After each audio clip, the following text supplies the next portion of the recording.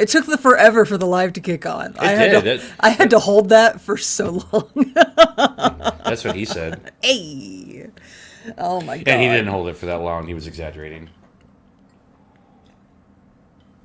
What are we holding? What I do. Hold on. Oh, okay. I was thinking physically holding. Like not an emotionally object. holding. Like Not having two hands interlocked. So tight that it digs your fingernails into your palm. Yeah. Anyway. Right. Oh, like Heather. You know, I know this is not Star Trek related, but I fucked up so bad yesterday, Dark Side Divas. I didn't bring up 2 video games that got announced. Don't say it now because it'll check it off in your brain and you won't bring it up the next time we do Dark Side Divas. No, I'll definitely bring up the video games, but I won't. What I did not mention, what I did not mention, and I'm fucking horrified, I didn't mention that Force Awakens turned 10 yesterday. Oh. Yeah. It's okay. I've been missing all of those. I'm the one in charge of our social media, and it's like, happy birthday to this actor, and happy anniversary to this thing that you actually really like in Star Wars and or Star Trek, and all of that shit. And I just can't keep up with it. I'm sorry. Yeah. It's a lot. People know. They don't need to hear about it from me. It's fine. Welcome, Mary. I'm sorry. It's been a hard week. Welcome. Christopher, check your internet. You've been glitching. 1 sec. Mine is very fast. Oh, let me reset real quick. Hold on. I'll be right back. See? Exactly. Every time. Entertain our patrons. Go.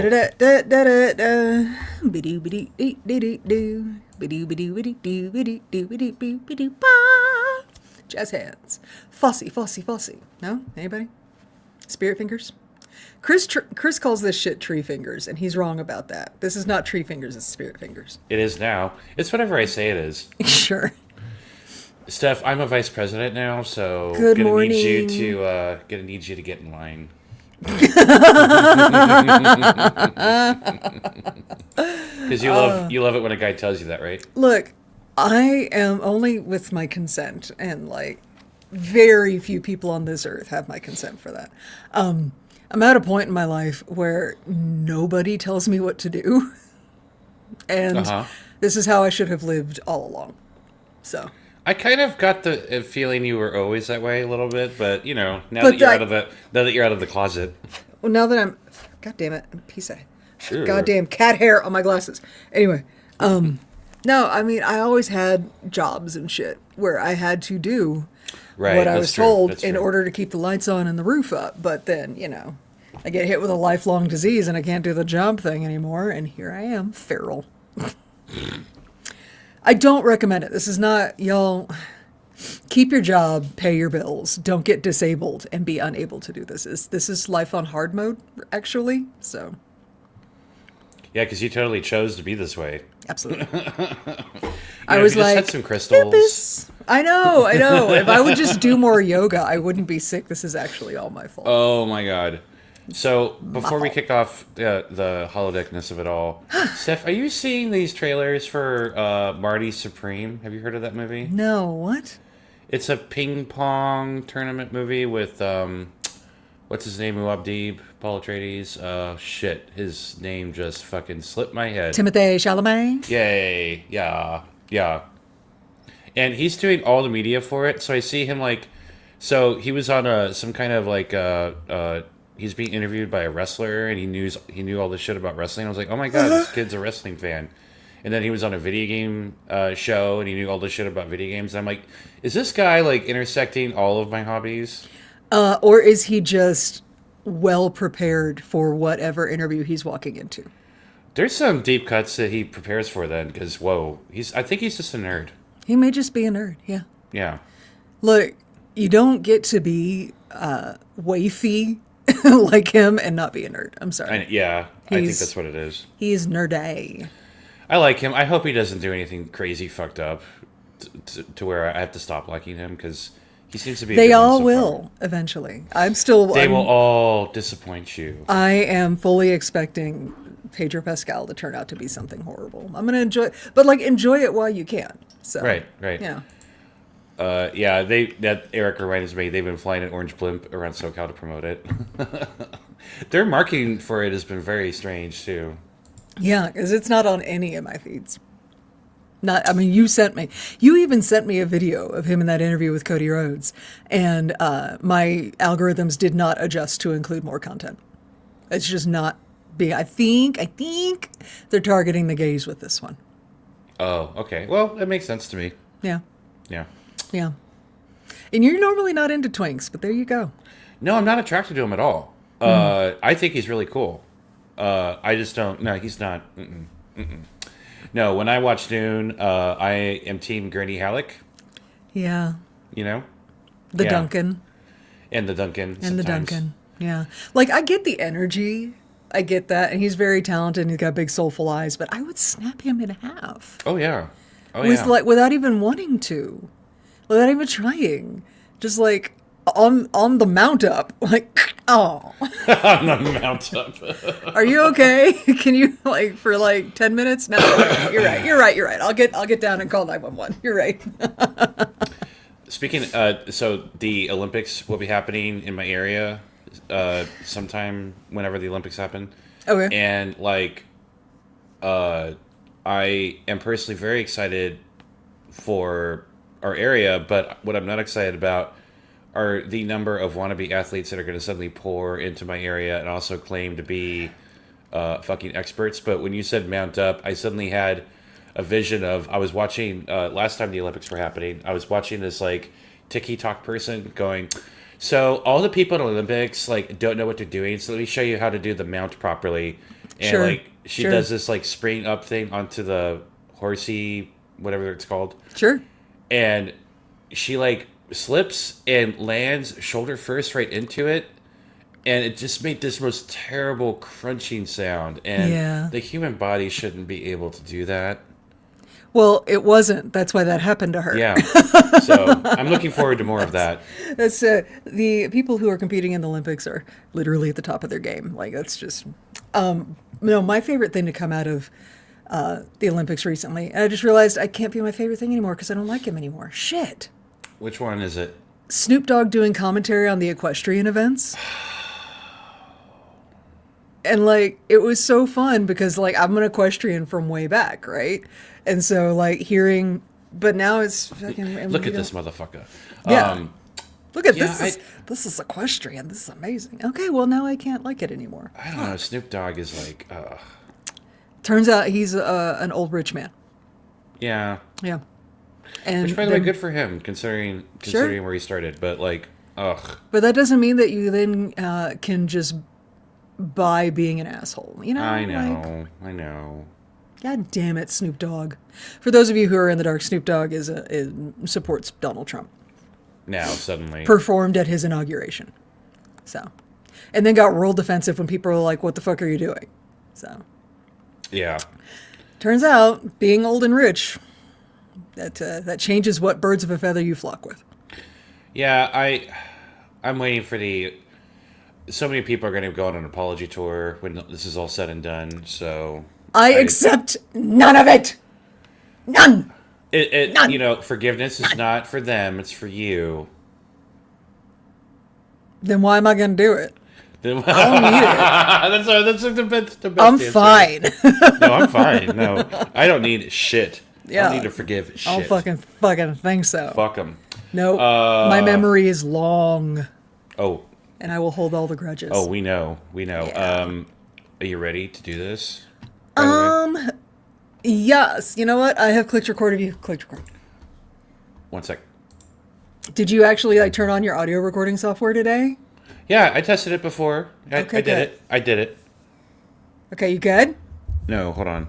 God damn it. I'm adjusting myself, so I try to make less noise for you, Steph. I'm trying to be considerate. I appreciate that. It might even work. It's not. Okay, ready? It's not gonna work. All right, we're gonna do a clap. You ready? Yep. 1, 2, 3. Ta-da! God, I was gonna say something. I had like a thing that I was lined up and I was gonna say as soon as we got like synced up and stuff, and it was gonna be funny and on the podcast. But then you fucked around with your setup and I lost it. Blame me. Oh no, I found it. Okay. So it's funny because it's about my memory. I was going to say my memory is super long for like grudges and hating, and that's why anybody who I observe now, I'm just making note, being supportive of the current fascist regime in the United States, I will never forgive you. I don't care what your apology tour looks like. You could come over to my house and hand deliver me Pedro Pascal on a chocolate chip cookie platter, and I will accept that. I'm not forgiving you. I'll take it, but I will remember it always. However, my short-term memory is bullshit, as is aptly demonstrated by trying to start the goddamn podcast on a joke today. So, well, if I had wronged you in some way this morning, then you would have remembered, you know? right? Yeah, actually, probably. Yeah. Anyway, therapy's great, y'all. Everybody should go to therapy. Waiting for that shit to kick in. Anyway. I'm so much better about it now. You have to admit, I'm so much more mellow now than I used to be. Anyway, so hi everybody. How you doing? Bullshit! I'm No, joking. young me was a hellion. It was awful. Yeah. Okay. Anyway, so I guess do you want to intro a show? Do you want to vamp some more? What do you want to do? We can intro a show. Kapla. Oh, good. Chris is going to do that thing where he speaks Klingon again. No, it's great. Everybody loves it. Yeah. No, it's good. It's good. Did you know that there is a Google Meet plugin where my words can get translated into Klingon? Nice. And it get captioned on my screen? Amazing. It looks hot. Do they Because do like it as in I'm the, talking, in the there's Klingon like font, Klingon though? words like below. Okay, it's but awesome. is it anglicized into like English lettering, or does it happen in Klingon font? It happens in Klingon font. Amazing. Right. Oh, that's awesome. Because developers are fucking Star Trek nerds. I remember, God, decades ago at this point, I think we were in college, I heard about a couple in Texas, because of course it's Texas, that got hauled in by Child Protective Services because they were raising their baby to only speak Klingon.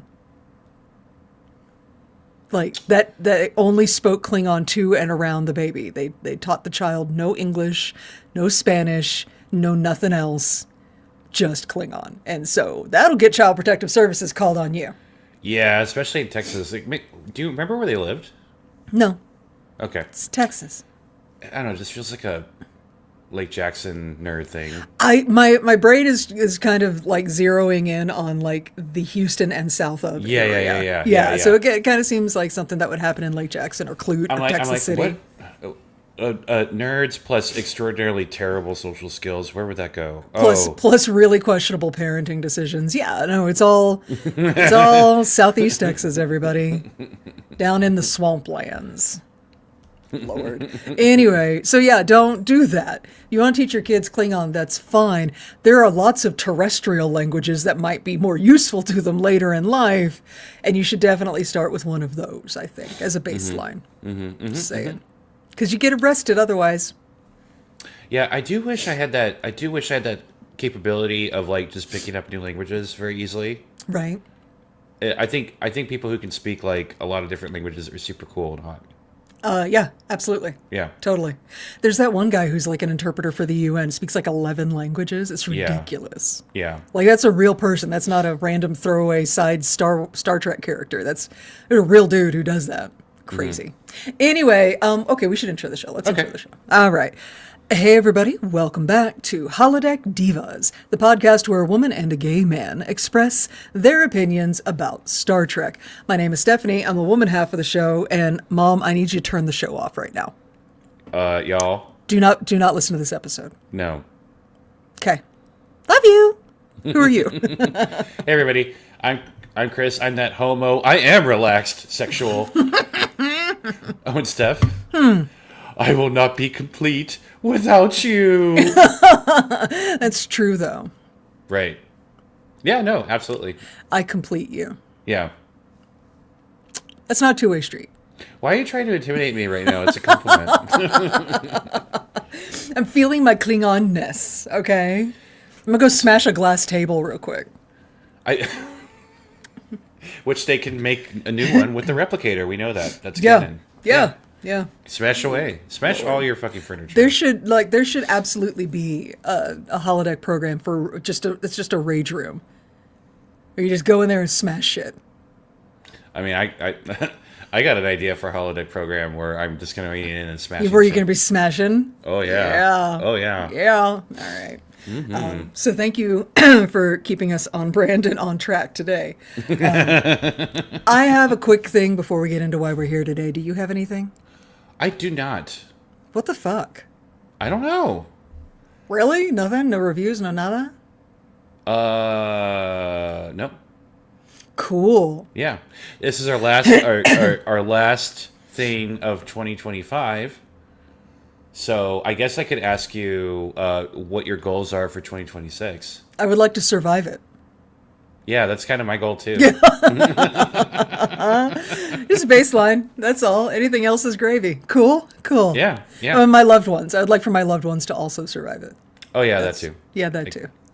Yeah. I feel like that's part of the me surviving it parcel, though. Like, if they don't, then the me that was is not actually going to survive. So, I am having survivor's guilt because I feel like personally, my 2025 was not as bad as a lot of other people's. right.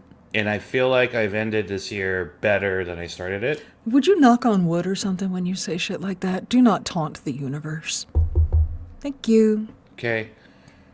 I mean, it's true though. That's how I feel. I'm just being honest. If the universe wants to beat the shit out of me for being honest, fuck them. But that's kind of where I'm at.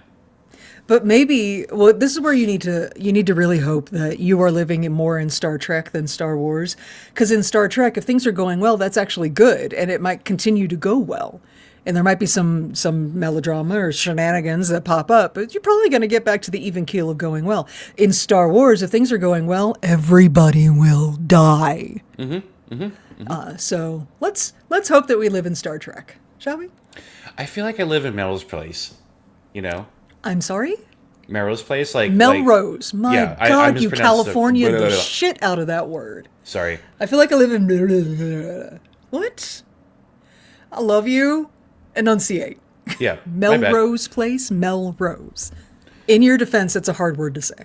Yeah, Super Sandman says, is this the first time Chris has requested Chris knock the table rather than telling him off for doing so? No, actually. Knock the goddamn table. Some wood.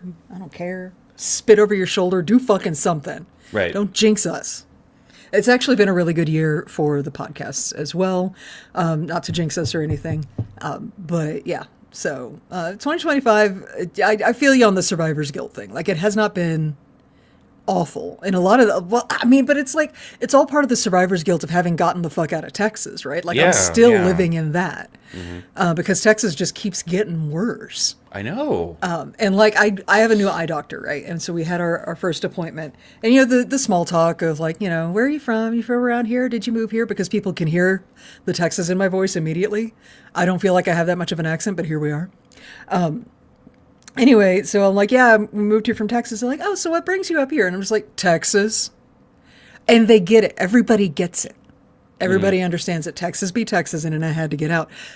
So yeah, no, I've been in the survivor's guilt for a while. So yeah, no, welcome to the club. It sucks, but it's also great. But it also sucks. Yeah. So, I do have a story I want to share. Okay.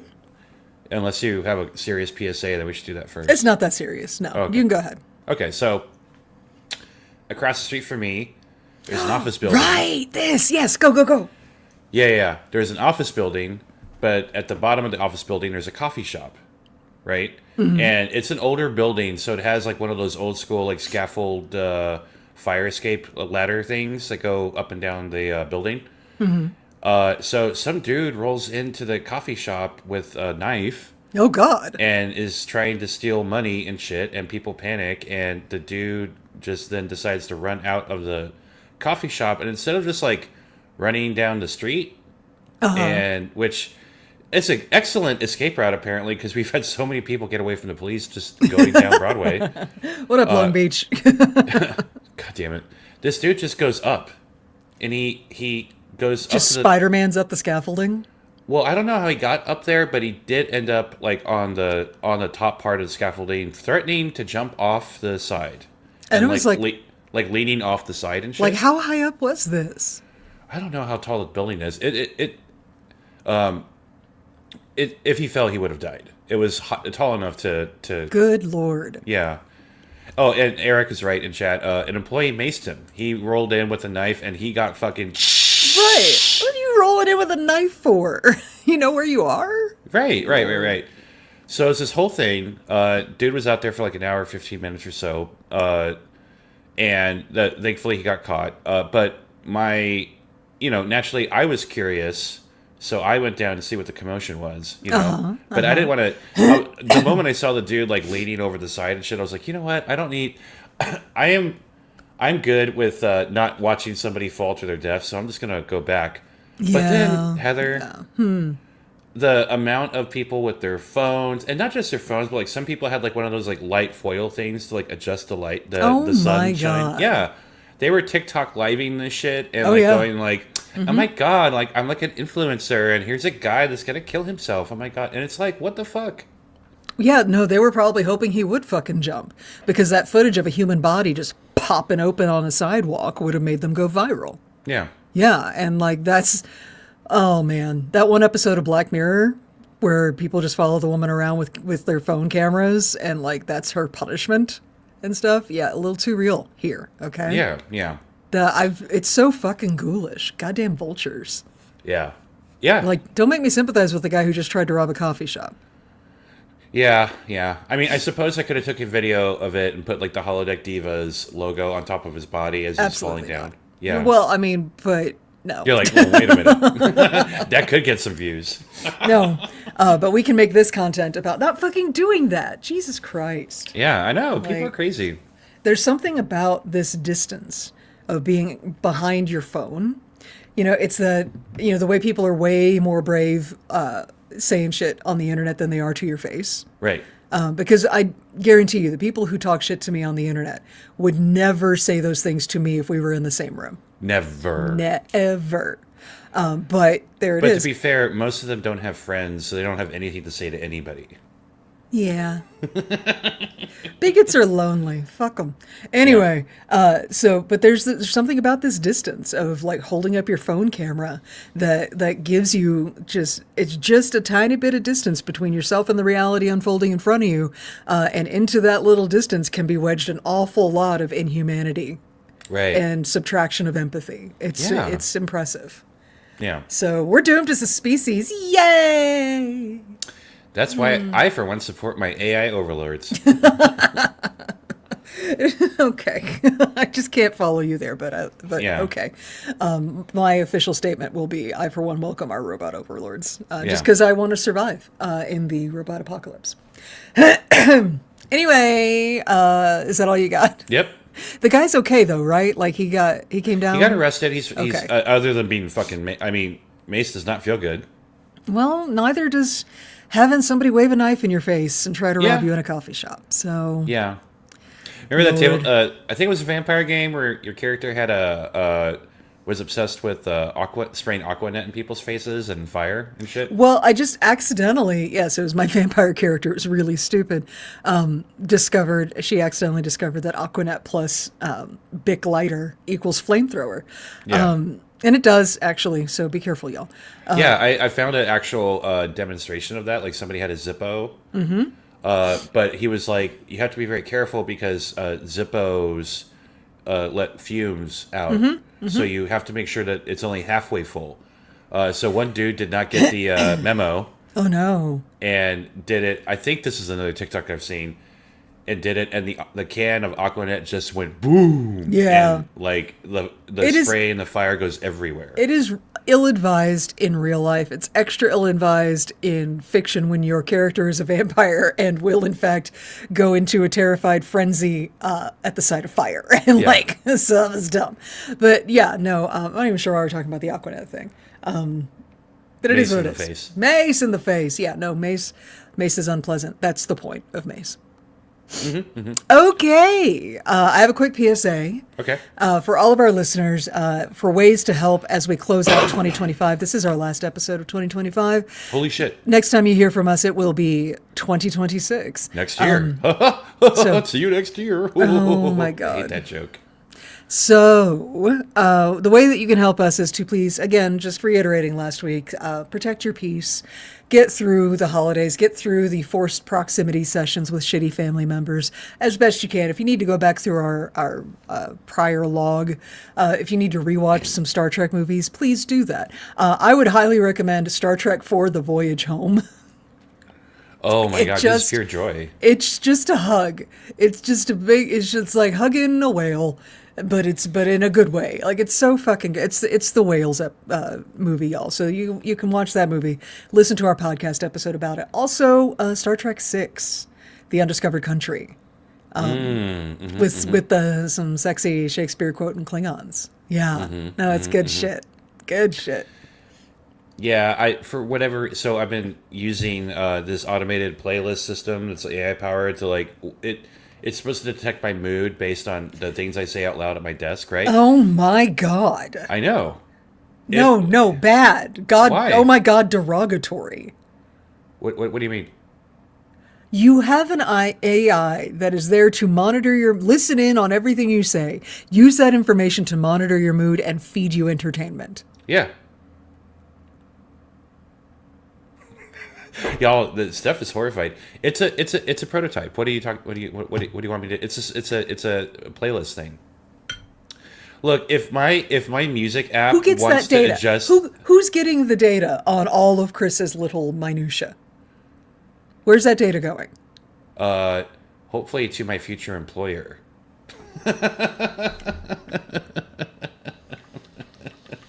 Hopefully to a anyway. I'm a consumer whore and I am a whore. There you go. Anyway, I was having a particularly rough like problem solving day, and my brain was not braining. It played the fucking Wrath of Khan soundtrack, and I was like, yes, go. And so it's working. Okay. Yeah. Lord. It's insidious, just all these little ways that I know. AI is getting into our lives. And by the way, y'all, we do live recordings. If You sign said up for doo-doo. If you go to our Patreon, patreon.com/Divas podcast, $5 a month, you can enter live recordings and interact with us and chat. Remy Bird 27 says, would y'all ever do commentary on any Muppets movies? That would be amazing. Here's the thing. We've talked about this before. Yeah. Us talking about something that's already really fucking funny is really hard to do. It's really hard. Like, the only thing we can contribute is some behind the scenes information, maybe, but then after that, it's just going to be us quoting and cackling and it's tough. Yeah. We can't enhance it. It's like we've had a lot of people suggest that we do Golden Girls divas. No, I'm not going to try. For one thing, I'll just cry because of how we've lost them. But they're already so fucking funny. All we can do is show up and bask in their hilarity and pale in comparison.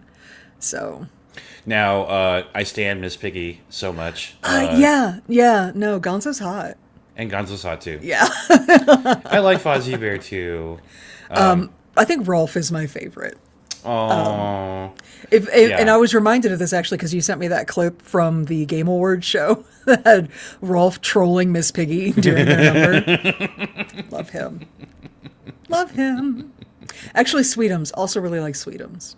There's a lot of Muppet characters I love. See, I love them all. There's not any I don't like, is the thing. In fact, my children are bracing for the impact of Muppet Christmas Carol, which is going to be played on nonstop fucking loop, alternating with Nightmare Before Christmas for the next week. So, Oh, yeah. So, because I fucking love Muppet Christmas Carol. It is my favorite Christmas movie. Yeah.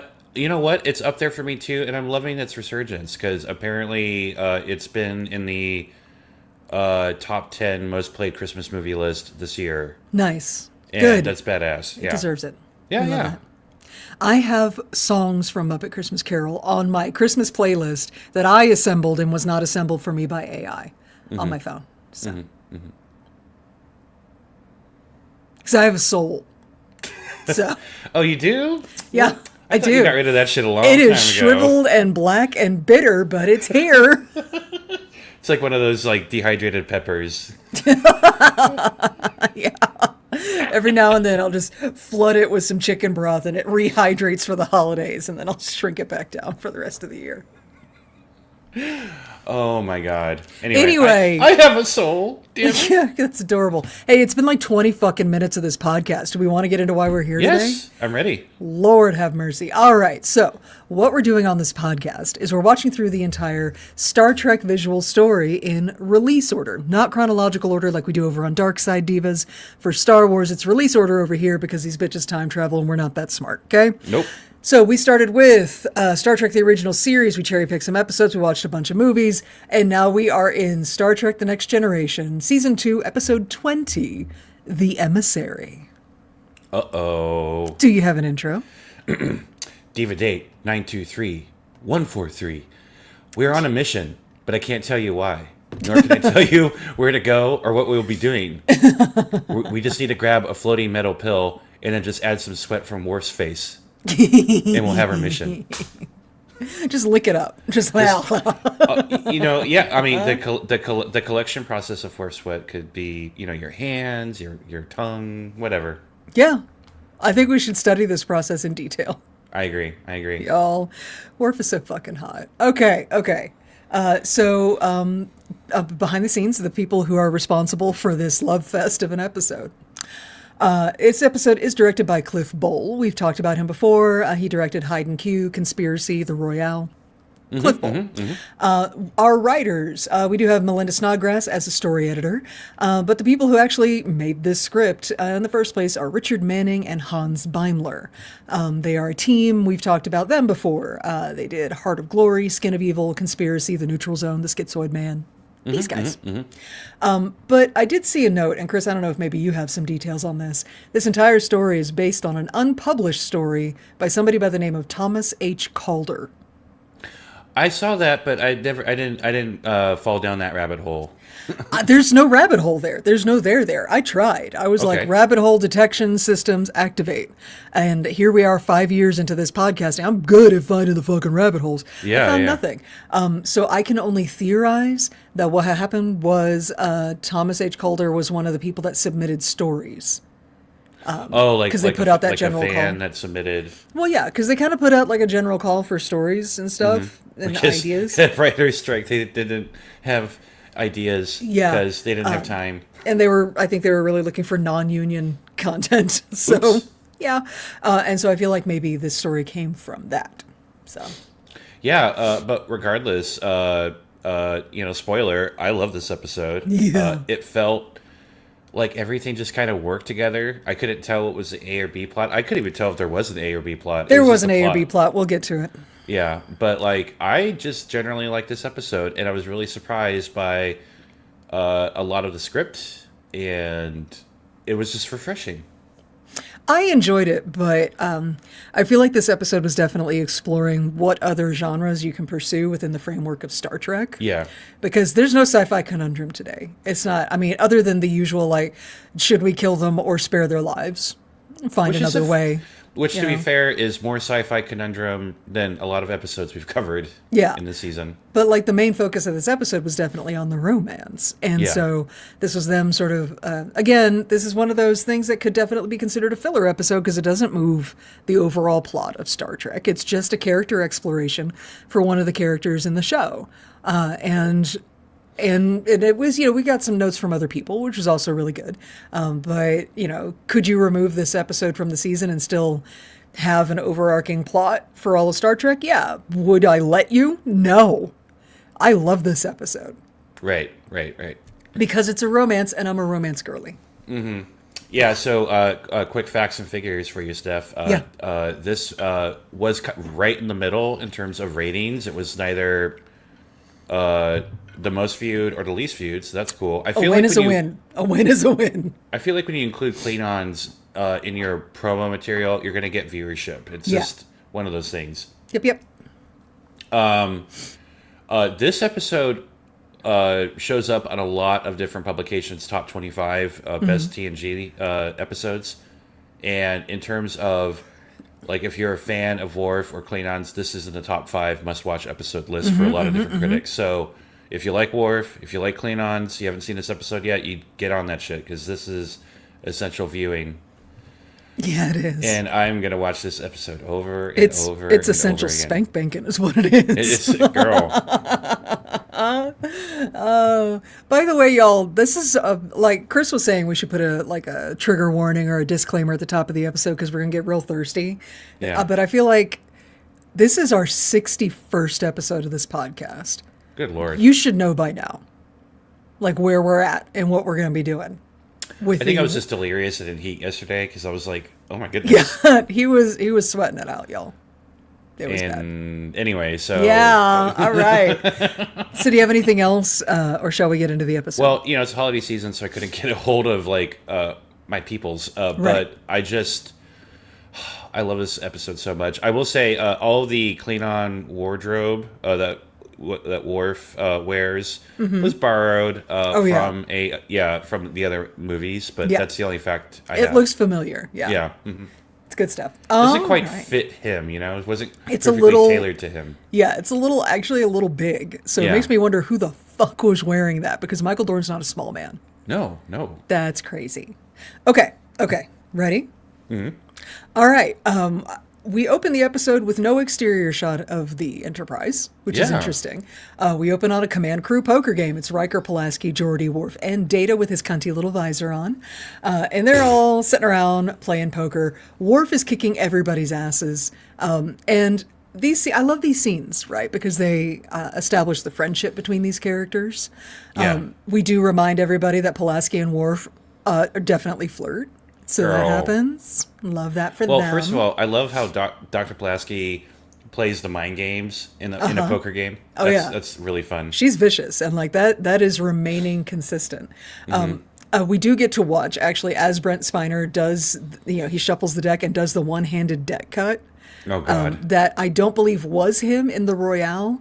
And I can easily imagine, because like it was just a shot of a man's hand in a Data sleeve and skin tone doing a one-handed cut of the deck in the Right. Royale, right? I can easily imagine Brent Spiner being really annoyed that he didn't have the skill to do that on camera yeah. and show it as himself. And so he's been practicing ever since, and now he gets to fucking do it.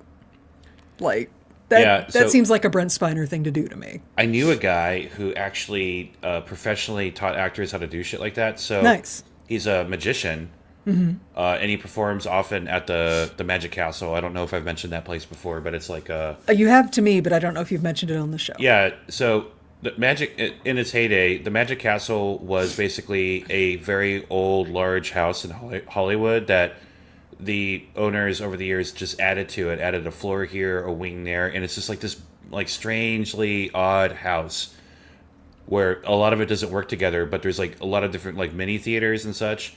And it was purchased by, I forget the official name for it, but it's basically like the club or union for magicians. And the idea being is that if you're a magician, you want to have membership to this place so you can like try out different acts and ideas and stuff like that. And if you're a member of the Magic Castle, you can personally go and watch performers do crazy magic shit. There's a really good restaurant. There's like a secret library that you have to walk through to get into the actual house. And there's a piano that plays by itself, and you can ask it to play anything. And this shit was working in the 70s. Like it's way technologically far ahead of its time.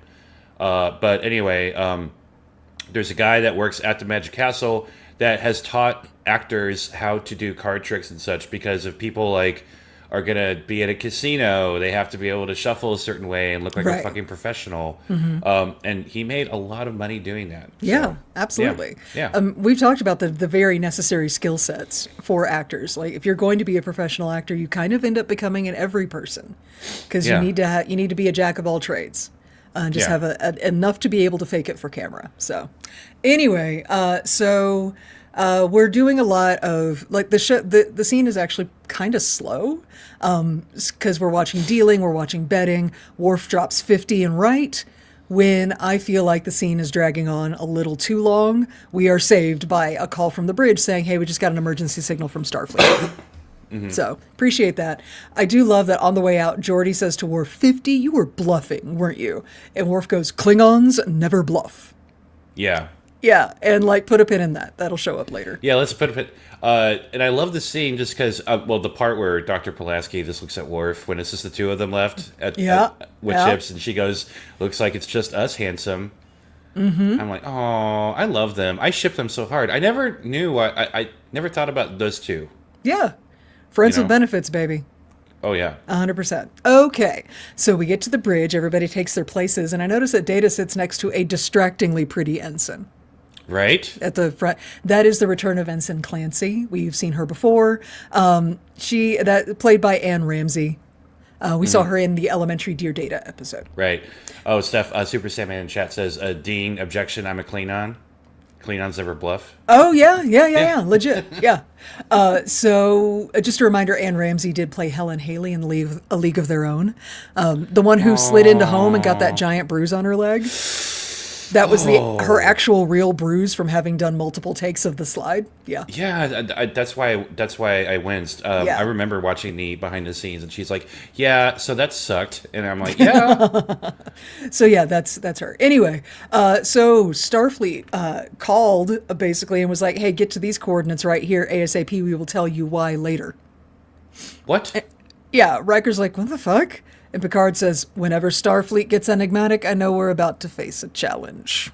And like, facts, that's just fucking true. Anyway, the Enterprise zooms off into space and towards adventure. 3 minutes and 20 seconds into this episode, and we made it to space, the final frontier. That's got to be a record. That is I have in my note, that felt fast. Yeah, because they want to spend as much time as they can making the love happen.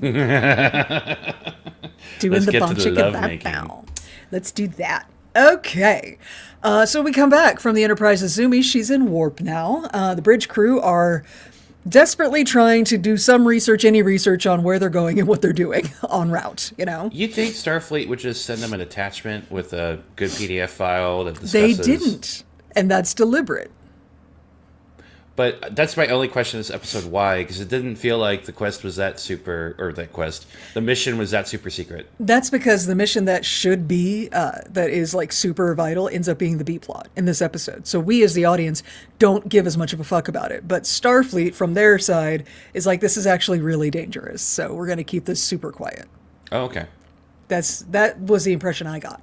Okay, that's fair. Anyway, so there's a lot of details getting thrown around. And yeah, none of it really ends up mattering a lot in this episode. The TLDR on it is the sector of space that they're going to, the Barada system, has a lot of Earth colonies, right? And a lot of outposts out there. But the coordinates that they're given to go to are actually outside of those colonies. It's going to take them a while to get there. And Picard's like, what the devil is going on? And look at him almost cussing. I know. I feel like for him that is cussing. Yeah, he's stressing out Britishly. Ding on the stressing out Britishly. Anyway, so Starfleet calls. It's Starfleet Command, and we get to meet an admiral in a whole new admiral uniform. Right? Cool. And backdrop. Yeah, good for her. She's like, okay, so you guys on your way to the coordinates we gave you and didn't explain anything, we'll be picking up a Federation special emissary, and the emissary will give you more information on your mission. You can't tell me more? No, actually, I can't get it from the emissary. Cooperate with them fully. It is a top security matter. Click. Picard is loving every second of this. I guess I don't understand why everything has to be so secretive at this point in my notes. I have that. And did you see also Riker's face when this was all going down? No, tell me. His eyes almost popped out of his fucking head with his eye roll. Nice. And which has led me to think, how often does this happen? This must happen a lot if they're like, here we go again. Well, there is that, but also this level of secrecy is clearly unusual. Mm-hmm. Like, to have Starfleet go, hey, Enterprise, I need you to zip to the other side of the known galaxy real quick all of a sudden. That's not unusual. But the fact that even on, like, now that we're on our way, even though you didn't tell us why, you still won't give us information. We've got a super sketchy admiral moment going on. Like, that's not cool. Mm-hmm, So they're frustrated with all of that, and legitimately so. Yeah. Okay. So the Admiral hangs up. Everybody sort of generally takes a deep breath. And Riker's like, fuck, okay. Data, do we have any information on the ship for this envoy that we're supposed to be meeting? And Data's like, so it's not a ship. What? For some fucking reason, the starbase that they're coming from to meet us had 0 ships handy, which doesn't track at all. Like, what? Okay. It's like saying the bus depot had no buses. Are they all gone? Buses show up and they leave. And at the time, I'm assuming they... I guess. Yeah, this part of the story didn't hold up for me either. But I'm just trying to, like, wrap my mind around it. Like, what? It's pretty contrived to get to the reveal, because they really wanted to do this reveal. Okay? Yeah, that's what it is. So the person that we're picking up is actually in a Class 8 probe. Chris, do you have any details on a Class 8 probe? So I did look it up. Uh-huh. First of all, I was completely thrown off. When we finally see it on screen, I was completely thrown off because I'm like, it's a coffin. Yeah. Like in space. Why would you put yourself into that? I don't. So this is you may or may not remember, but or I don't know if we've actually covered it. But in the original series, there were moments where they sent out probes, and they looked very similar to torpedoes. Right. And the reason is because they didn't have money to make 2 distinct things, so they are basically the same thing. Case in point, when they buried Spock and shot him out of the ship, and yeah, you know. So there's not a lot of details beyond that. From a prop perspective, it's basically the same. There's no distinction between a torpedo and a probe in terms of its shape and what they actually used in later episodes. And these probes, a Starfleet ship will shoot them out. They're capable of scanning twice the area of any ship, including the Enterprise, so they can do some deep probing. But the Warp 9 part isn't really mentioned, and there's no explanation on how a warp drive is connected to this probe, much less why it can go only Warp 9. It's a teeny tiny little like pill of a thing, and somehow it's got a warp engine capable of going warp 9. You know what? We're just going to go with it. Fast and Furious, Star Trek. They do say that these probes are like 6 meters, not 6 meters, that would be better, actually, 2 meters long, which means they're about 6.5 feet for the ugly Americans in the audience like me.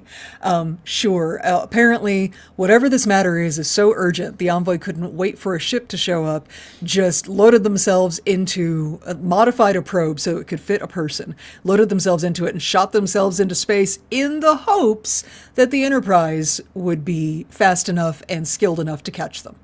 That seems very reckless and crazy. Yep, a little bit.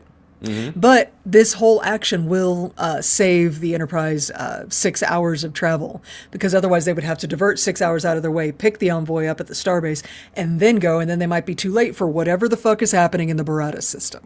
All right. Cool. So they do catch up with the probe. And look, if you're the kind of nerd that really likes like starship maneuvers and stuff, you probably like this sequence. I'm not that girl. I don't care about it. Long story short, they beam the probe aboard. I got confused by this part though, Steph, because when we see the probe show up, the probe is gonna show up behind the Enterprise, right? And it looks bigger than how they described it. Because it's closer to the camera, babe. Oh, is that it? Yeah, it's perspective. Yeah. Oh no, even no, seriously, even with perspective though, the computer generated imagery would suggest that this probe is actually a little bit bigger than 2 meters. In fact, Steph, wouldn't you believe it? I found old school threads from the early to mid 90s of nerds complaining about it. One dude even actually made like a model scale of this probe thing and explained how it makes no sense that once they transport this thing that it is able to fit on the transport pad. Nerds have been debating this stuff since the episode. Did anybody show up in the thread and go, it's closer to the camera? No.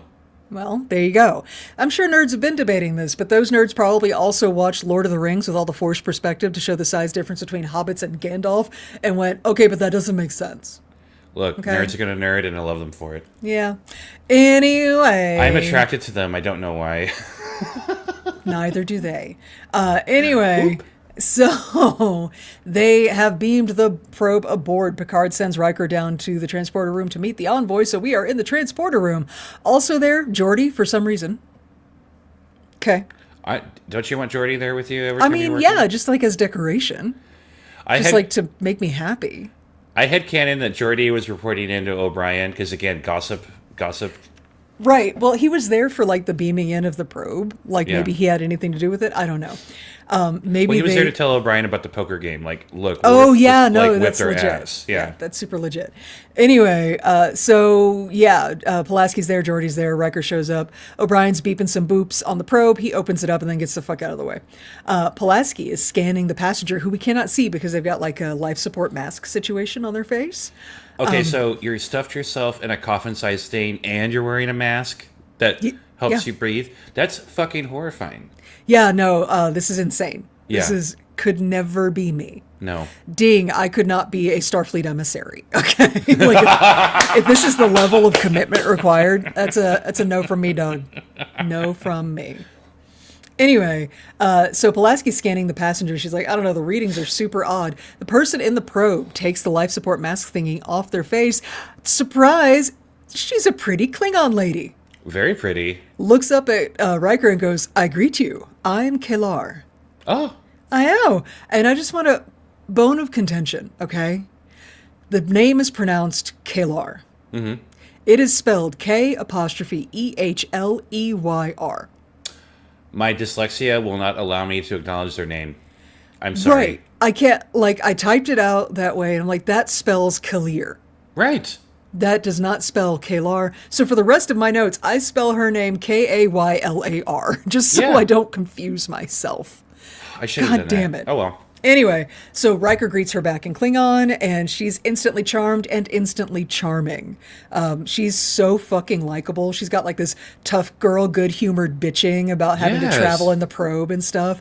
I fucking love her immediately. They get her out of the probe. She's tall. Like, she's in flats, and she's as tall as Riker. Oh, shit, you're right. I never even thought about that. Yeah. And I will get to that in a second. Pulaski is doing a tricorder scan of her. She's like, this is still really confusing. Are you feeling okay? Because your vitals are weird for a Klingon. And Kelar goes, no doubt because I am only half Klingon. My father was Klingon. My mother was human. And in my notes I have, oh my God, there is hope for me. to make a baby with the Klingon? Not with a Klingon man, though. I'm just saying, like, that's unlikely. I'll try. Although, I mean, just because you're a man doesn't mean you don't have a uterus. That's so you never know. And Klingons are famously much more accepting of trans people. So, anyway, Pulaski, who is, we will recall, one of the best doctors in all of fucking Starfleet, is surprised as fuck to hear that there is such a thing as a half human, half Klingon person. Like, she did not know that could happen. Well, and she is also very, very familiar with Klingon anatomy now. I'm just saying, like, you're banging a Klingon on the regular, man. Yeah. Surely you know about the compatibility of your anatomy. But all right. That's just headcanon, though. Okay. So let's talk about, we've met her before, but let's meet her again. The actress playing Kelar. Kelar is played by Susie Plaxon, who we've met before in The Schizoid Man. She was the Vulcan medical officer, Lieutenant Solar. Yep. But just a quick reminder, Susie Plaxon is an artist, writer, singer-songwriter, theatrically trained actress who has worked on and off Broadway. Also, she is 6'1". Good God. Yeah. So that's why she's in flats. Here because she just towers and she's absolutely beautiful. Anyway, we will see her again later in Star Trek in both Voyager and Enterprise, not as this character. So how many, do you know how many characters she ultimately plays in Star Trek? Like 3 or 4? I believe it's 4 because you got Lieutenant Solar, Kelar, and then there's a character in Voyager and a character in Enterprise. She's got a huge career in TV outside of Star Trek. Yeah, I remember that. She's fucking everywhere. Yeah.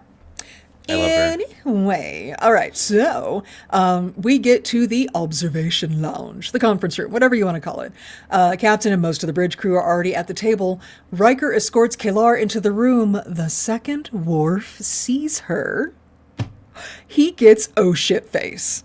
And the biggest fucking sigh I've ever heard him make. Oh, he's already fucking done. Yeah. And she just walked into the room. I'm like, oh, what? Worf, what happened here? What's going on? So this is where you've been hiding. Oh, I know. shit. She's like, so this is where have you been hiding? I told you we'd meet again. Worf visibly grinding his teeth, by the way. Love that. And she's like, what, you're not even going to say hi? And he goes, I have nothing to say to you. Right in front of the command crew? Yeah, and Sir. I'm like, can somebody get O'Brien to witness this moment? 'Cause No, this is the good whole shit. ship needs to know about this. It's okay, Geordi's in the room. He'll go and tell them. I That's think what he's I'm in saying. the room. I think, no, he might not be. Data will tell somebody, though. Yeah, Data's gonna say it. Yeah. Because Data's got no filter, and I love him for that. Oh my god, Anyway, can you imagine? Oh, so I have to sidebar. Go ahead. Data gossiping, that must be very specific, you know? very detailed, very specific, and inarguably factual. Right. If he tells you something's a fact, it's a fact. It happened. Yeah. Oh, shit. There's no, like, hand-waving it away as an exaggeration. Data doesn't do that. Right. I love it. Anyway, Worf's behavior sends shocked faces all around the table, and K'Ehleyar's like, I missed you too. And I'm like, what the fuck is happening? Commercial break, and we're back to the same meeting already in progress. Oh my god, I'm so awkward. Now, this does remind me of something. This was a big like change in my life stuff. Usually when I walk into a room or somebody walks into a room that I don't like or vice versa, or especially if I know they don't like me, I used to go out of my way to like not acknowledge them or like not look at them or talk to them. Now I do the complete fucking opposite. Now I'll like say hello to that person and like, you know, interact with them and make things as uncomfortable as possible. It gives me so much power. It really does. Because now they're being the asshole, not you. Yeah. Yeah, I love that. I love the high ground. It's my favorite. Okay. So, K'Ehleyar is giving details on the mission. Because remember, we have a mission, and it has nothing to do with fucking Worf's love life or whatever the hell is going on here. She's given the details. The TLDR on this. There is a Klingon ship called the Tong. It launched 75 years ago, in the middle of the Klingon Federation war, right? Right. And it is now, like, it went out to do a thing. I think it's on its way back. It's headed into the Baratus system colony space. What we just talked about, it's got a bunch of outposts and colonies, right? This ship, the Tong, is full of cryo-sleeping Klingon warriors who, the last thing they knew, the Klingon Empire was at war with the Federation. So when they wake up, which will be very soon, according to an automated message that was sent out by the ship, they will think the war is still on. And they will destroy everything Federation they see around them. So why did the Klingon High Command do this in the first place? Send out a ship during a war? I don't know. No, send out a ship during a war, sure. But, like, you all go to sleep for 75 years and come back out. Obviously an error was made. Yeah. Like, they were not supposed to be out that long. That's what I thought, too. Like, but it's just... I never heard of, like, first of all, I never heard of cryosleep being used on Klingons. Yeah, like, did they not have warp engines 75 years ago? I bet they did. They sure did. And like, so this is a weird plot point. You're not wrong. Like, this is definitely a weird plot point. Like, is this like shades of picking up Khan and his people? Like, what's going on here? Yeah. Because once you have warp drives, there's no need for cryosleep. Right. Because you can get places within a lifetime. It's not a problem. Okay, anyway, the Enterprise's job here is to intercept the Tong and prevent the Klingons from waking up and destroying the Federation colonies. And it has to be the Enterprise because the next nearest ship, or a Klingon ship at all, will take 2 more days to be here, and that might be too late. Oops. Yeah.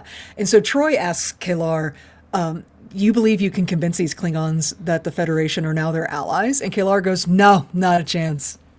If you ask me, talking will be a waste of time. Klingons of that era were raised to despise humans. We'll try diplomacy, but I promise you it won't work. And then you'll have to destroy them. Oh. So plot twist, this emissary sucks? Like, what? Well, she's emissarying directly into war. So right, it's giving Republican diplomacy. Right? It's giving, no, there are weapons of mass destruction there, I promise, I swear. Yeah. It has nothing to do with oil. What are you talking about? Like, but I'm like, what the fuck? What? You do, okay. And so Picard and I are on the same page. He's like, no. Right. Absolutely not. And she's like, the fuck do you mean no? They're going to wake up as killers who want to kill you. You really don't have a choice. Picard says, we'll just have to find a choice then. You're on the wrong ship to be pushing this, lady. Oh, I know. Sorry. Also, Picard is giving stubborn face right now. She doesn't know. She doesn't know. I love Picard's stubborn face. I know, right? I want to sit on Picard's stubborn face. Oh, but yeah, she doesn't know. She doesn't know that like this band is not going to be swayed at this point. It's Absolutely done. not. No. It's almost as if I don't know. I'm not going to call anybody out on this podcast, but I also have experienced when someone makes a certain face while we're having a discussion, and I'm like, I'm not changing their mind ever, ever. Anyway, I'm not talking about anybody in particular. So our patrons in our Discord keep trying to push for us to cover the Gilmore Girls or whatever. No, it's never going to happen. And every time somebody mentions it, it shoves the possibility of it happening even further away. Right. Well, actually, and that's why they're suggesting it, because now they know the joke and they think it's funny. Also, with our more recent revelation that comedy is just not ever going to be in our wheelhouse, we couldn't do Gilmore Girls. Yeah, and I think we'd be fine because I don't think it's as funny as you do. Yeah, you true. sent me a lot of clips, and I'm like, yeah, they're just kind of being obnoxious, aren't they? See, this is why we shouldn't ever cover Gilmore Girls, because you love it and I don't, and that won't. I will just ruin it for you, and I don't want to do that. Anyway, so Okay. So Picard's like, we want options. Okay, we're not just gonna fucking kill the Klingons, all right? So everybody, find me options and present them to me before we get to the Klingon ship. Lieutenant Worf, you will work with the Emissary on finding some options here. And wait, Troy's what? like, I know. And Troy's like, let me just take the Emissary out of here real quick. Very tactfully and diplomatically remove her. Girl talk time. Yeah. She's like, I'm going to talk to her. Worf, you're going to talk to the captain, is essentially how I read that. So she leaves. Worf is sitting there being very pensive. Picard's like, you good? And Worf is like, wouldn't Commander Riker or Data be better at working with the special emissary than me? And Picard goes, are there personal reasons that you don't want the assignment? And Worf says, yes. And Picard goes, any professional reasons? No. And then Picard just gives him a look. Girl, that look, I was like, wow, That's a panty dropper. Yeah. Okay. Good First look. of all, that is a fucking figure out what I'm trying to tell you, Worf look, or don't fuck with me look. That also compelled me to remove all of my clothing. Right. So yeah. it goes all over the place, really. It was just, the look was very clear. The look was like, you're wrong. Yeah. And I'm right. And you need to do your job.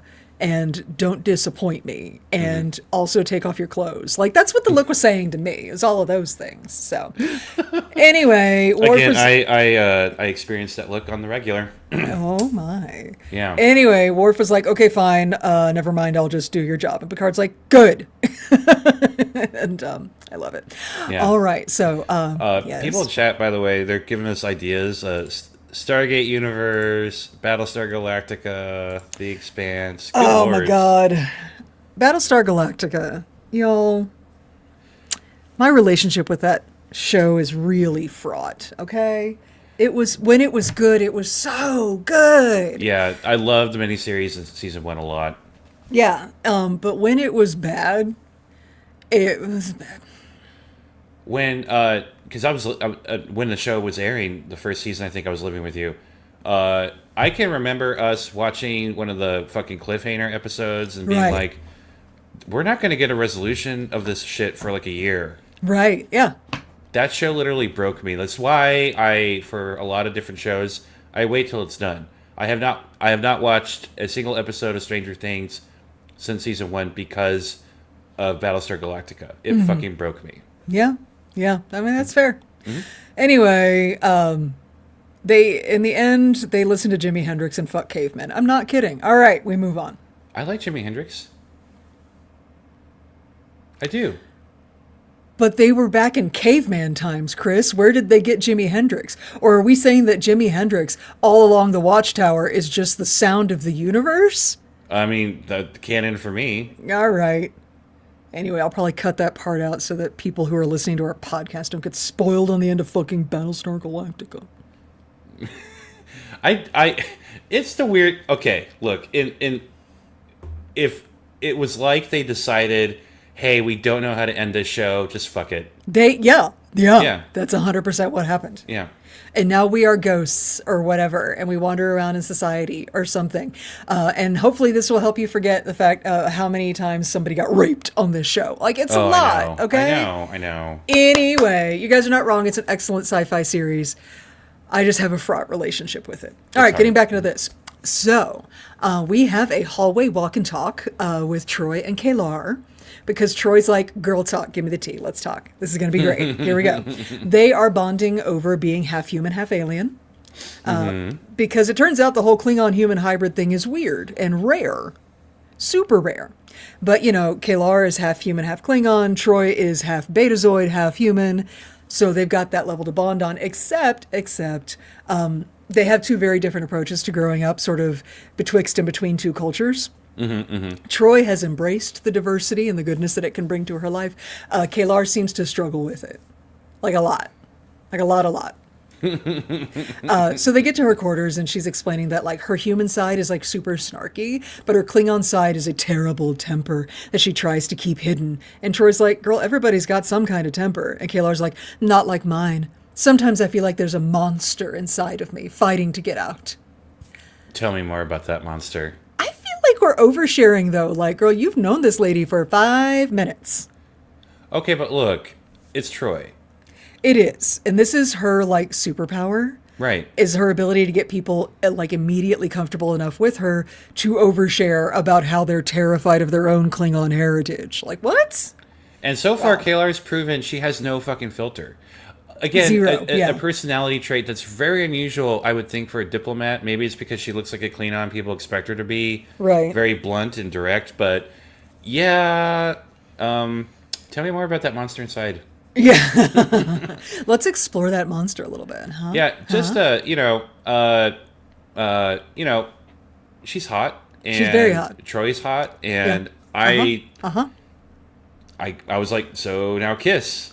Yeah, like there's such a height difference between them too. I'm like, I could be right in the middle. I'm gonna bridge that gap. Oh yeah. Yeah, Women are so pretty. Especially these two. Holy crap. Good Lord. All right. So we cut to Worf. He is in a lab poking away at a computer or something. Kalar walks in the best outfit this show has ever produced. Holy shit, ding on the This Klingon's Got Style counter. Right? Thank you. Damn. She's also, wearing, it's like, the costume budget exploded for this episode. Apparently. Yeah. Because she's got like 4 costumes in this. Great. She's got like Loaxana Troy levels of costume. Right. All right. And she's wearing this like fuck me red jumpsuit with like gold highlights and thigh-high boots. Ma'am. Stop. Don't stop, but stop. Lord. So Worf, though, I swear he can like sense her hotness because he can't even look at her right now. She's like the Klingon version of Jessica Rabbit. She is. That's what's happening right now. She's so fucking pretty. Okay. He's just like, you're late. And she's like, well, I had to make myself beautiful. And he's like, I don't know why. And wow. I love them. I know. This is some enemies to lovers romance trope shit going on here. Well, or like second it's not chance enemies romance. to lovers. It was lovers then enemies then back to lovers. Right. Well, that's what we're going to start figuring out over this conversation because she's like, you weren't this aloof 6 years ago. Oh. What happened 6 years ago? Tell me more about that. I would like to know. So she like sits. He's trying to scoot away, right? And so she goes and sits on the desk and starts looming over. And y'all, okay. Sober, non-hormone soaked observation. This is, look, read the fucking room. He doesn't want to be close to you. He doesn't want to talk to you. Don't keep pushing it. Right. Don't keep pursuing. Stop sexually harassing him. Okay. Especially in a professional environment. Exactly. Dean, where is HR? Where is HR? That's a ding on the where is HR counter. It's bad. And like, y'all are supposed to be colleagues and working together on some stuff here. And she's just, but getting back into the romance novel part of this. Yeah. Like, however, that's the part of my brain that's processing this episode. We're going to get away from that very real dynamic and get back into she's just trying to get closer. And she sits on the desk and leans over him. And she's like, hey, it's not like we didn't try it and it didn't work because it definitely did. You just didn't give it a chance. And Worf finally looks at her and he's like, I didn't? He actually got so offended by that. I know. And like, what happened? But now he's like locked in with her, and we're definitely having this conversation. She goes, the way I see it, we have unfinished business, you and I. And then Worf shuts it down. He goes, not as far as I'm concerned. And God damn, Worf. Walks away. You set those boundaries, baby. Do it. Love it. So hot. For some reason, Worf refusing her and being in a huff and walking away from her just turns me on more. He's hot. Everything about this is hot because there's so much tension there. There's so much hurt feelings and history, and I need to know more. So Worf is poking away at a computer. He pulls up info on the Klingon ship and its captain. He can't find details on the ship's mission. And K'Ehleyar's like, it's probably because it was a top secret military mission. You're not going to find any information. And Worf's like, but we need more information. And she's like, but we have all the information we need. And Worf's like, that's dumb. We need to know their mission so we can better understand them. And K'Ehleyar says, there's nothing to understand. They're Klingons. They will attack. So K'Ehleyar kind of insinuated that she doesn't really support the Klingon part of her very much. She doesn't at all. She appreciate the fact- didn't. She didn't insinuate that. She says she doesn't like it and she's terrified of it. That's not an insinuation. She said it. And I thought that was like an internal thing, but it's becoming now external, and that's a little uncomfortable. Yeah, no, this is some self-hating bigotry Yeah, going on here, and like that's ugly. That's not well, comfortable. I had to look it up. K'Ehleyar has been in like comics and novels and such as well. She had not been treated very well by Klingons for a very long time. So okay. she kind of became an emissary of Starfleet just because she wasn't going to be accepted by Klingons. And I can honestly kind of see that. You can see the Klingons, particularly I would think Klingon women not treating her well. Right. Because right. of her half-human ancestry. Okay. Right. And so strategically from a Federation perspective, yeah, the Klingons had a really bad reputation for a really long time. And K'Ehleyar is kind of coming off this way because of both her life experience and also the objective tactical reality that the Klingons 75 years ago were certainly a shoot-on-sight group of people. Yeah, shoot first, no questions. Right. Not even asking them later. Yeah. And I feel like that's legit. But like you are talking to a Klingon in Starfleet. Like right. these two on paper represent everything that Starfleet and the Federation want as far as bridging the gap between the Federation and the Klingon Empire. Ooh, good observation. And so that's why she's the emissary, and that's why I think it just really worked out well for them that the Enterprise was going to be going as well because Worf is there. As far as I know, he is the only Klingon Federation officer. Yeah. So this is why they're sending these two, because that's on paper perfect diplomacy. Somebody didn't look into K'Ehleyar's psych profile very deeply, or her personal history, perhaps with Worf. Yeah, maybe. Yeah. We don't know. Super Saiyan Chat, is this self-hating racism, which is interesting compared to Worf's idolization of Klingon culture? Yeah, that's the thing is he's such a hardline, like in love with being a Klingon. It's weird that they got together in the first place. Maybe that's why they didn't get along. That could be. In fact, we will see that it is, in fact, a source of a lot of conflict between them later. Okay, so Worf is starting to get heated about this because she's being kind of a cunt about the whole thing, right? Like she's insisting that we have to kill these people, and Worf's like, "It is my job. I was ordered. You were ordered too by the captain to find options here, right?" And K'Ehleyar's like, "There are no options." She says, "Whatever happened to that wonderful Klingon fatalism of yours?" And Worf says, "My experiences on this ship have taught me that most problems have more than one solution." I love that he's yelling. And they're getting closer and talking to each other and yelling. I know. They're Getting all up in each other's faces, and they're getting all worked up emotionally and probably physically too. Let's be real. And he's like, "You're going to do your job, and you're going to help find options, or are you not going to?" And K'Ehleyar's like, "Oh, sure, fine. I have thought it over, and I looked at all the options, and my original recommendation of fucking kill them all stands. Meeting adjourned." She stomps out.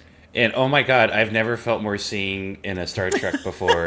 Because, look, I'm a manager person, right? And when I get into a situation where multiple people are arguing, there's clearly no one's going to agree on everything. Somebody has to say, "Fuck it, we're doing this, the meeting's done." And that's usually my job. And so I love her. I love her for doing this. My recommendation, I'm going to use this line actually next time. My recommendation stands. Meeting adjourned. Disconnect. We're done. Nice. There you We're go. done. Yeah. Yeah. Except I presumably the original recommendations you make are not mass murder. Oh, no, no, no, no. Presumably. I mean, I don't know your life. Well, I mean, I support you regardless. maybe if I were fighting Klingons and Romulans, I'd be a little bit harsh.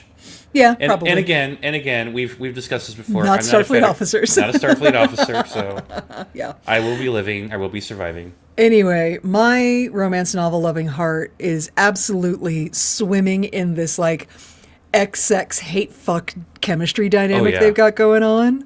Oh, I love it.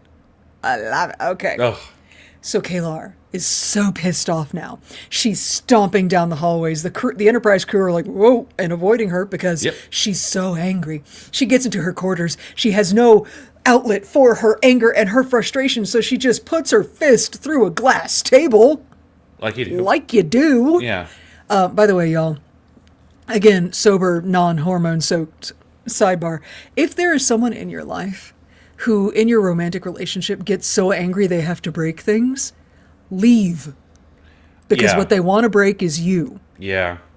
Just saying. However, in fictional world where a hot Klingon woman gets so angry she starts smashing furniture, I'm in.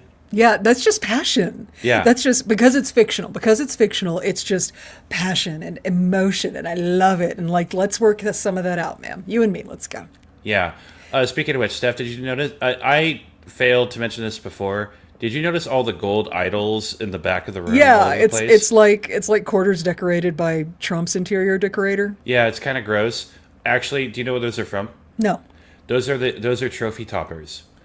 You know, if you play in a sports ball or something Yeah. like that, your team wins the contest. You get those big ass plastic fake trophy things. Those are trophy toppers. Oh, so they're about as valuable as the decorations in Trump's Oval Office. I would say they're Probably more, actually. More, yeah. Because they might be made of something other than plaster and spray paint. yeah. Anyway, Dean, props department. There you go. Ding, the props department hopes that we don't realize that the alien thing is actually a perfectly normal thing counter. Right. It's a really clumsy name. Who came up with that shit? Me. I did that. Anyway, so Kalar is standing over the rubble of her table, and then there's a ding dong at the door. It's Troy. She comes in. She's like, "Hey, girl. So I sensed you were raging."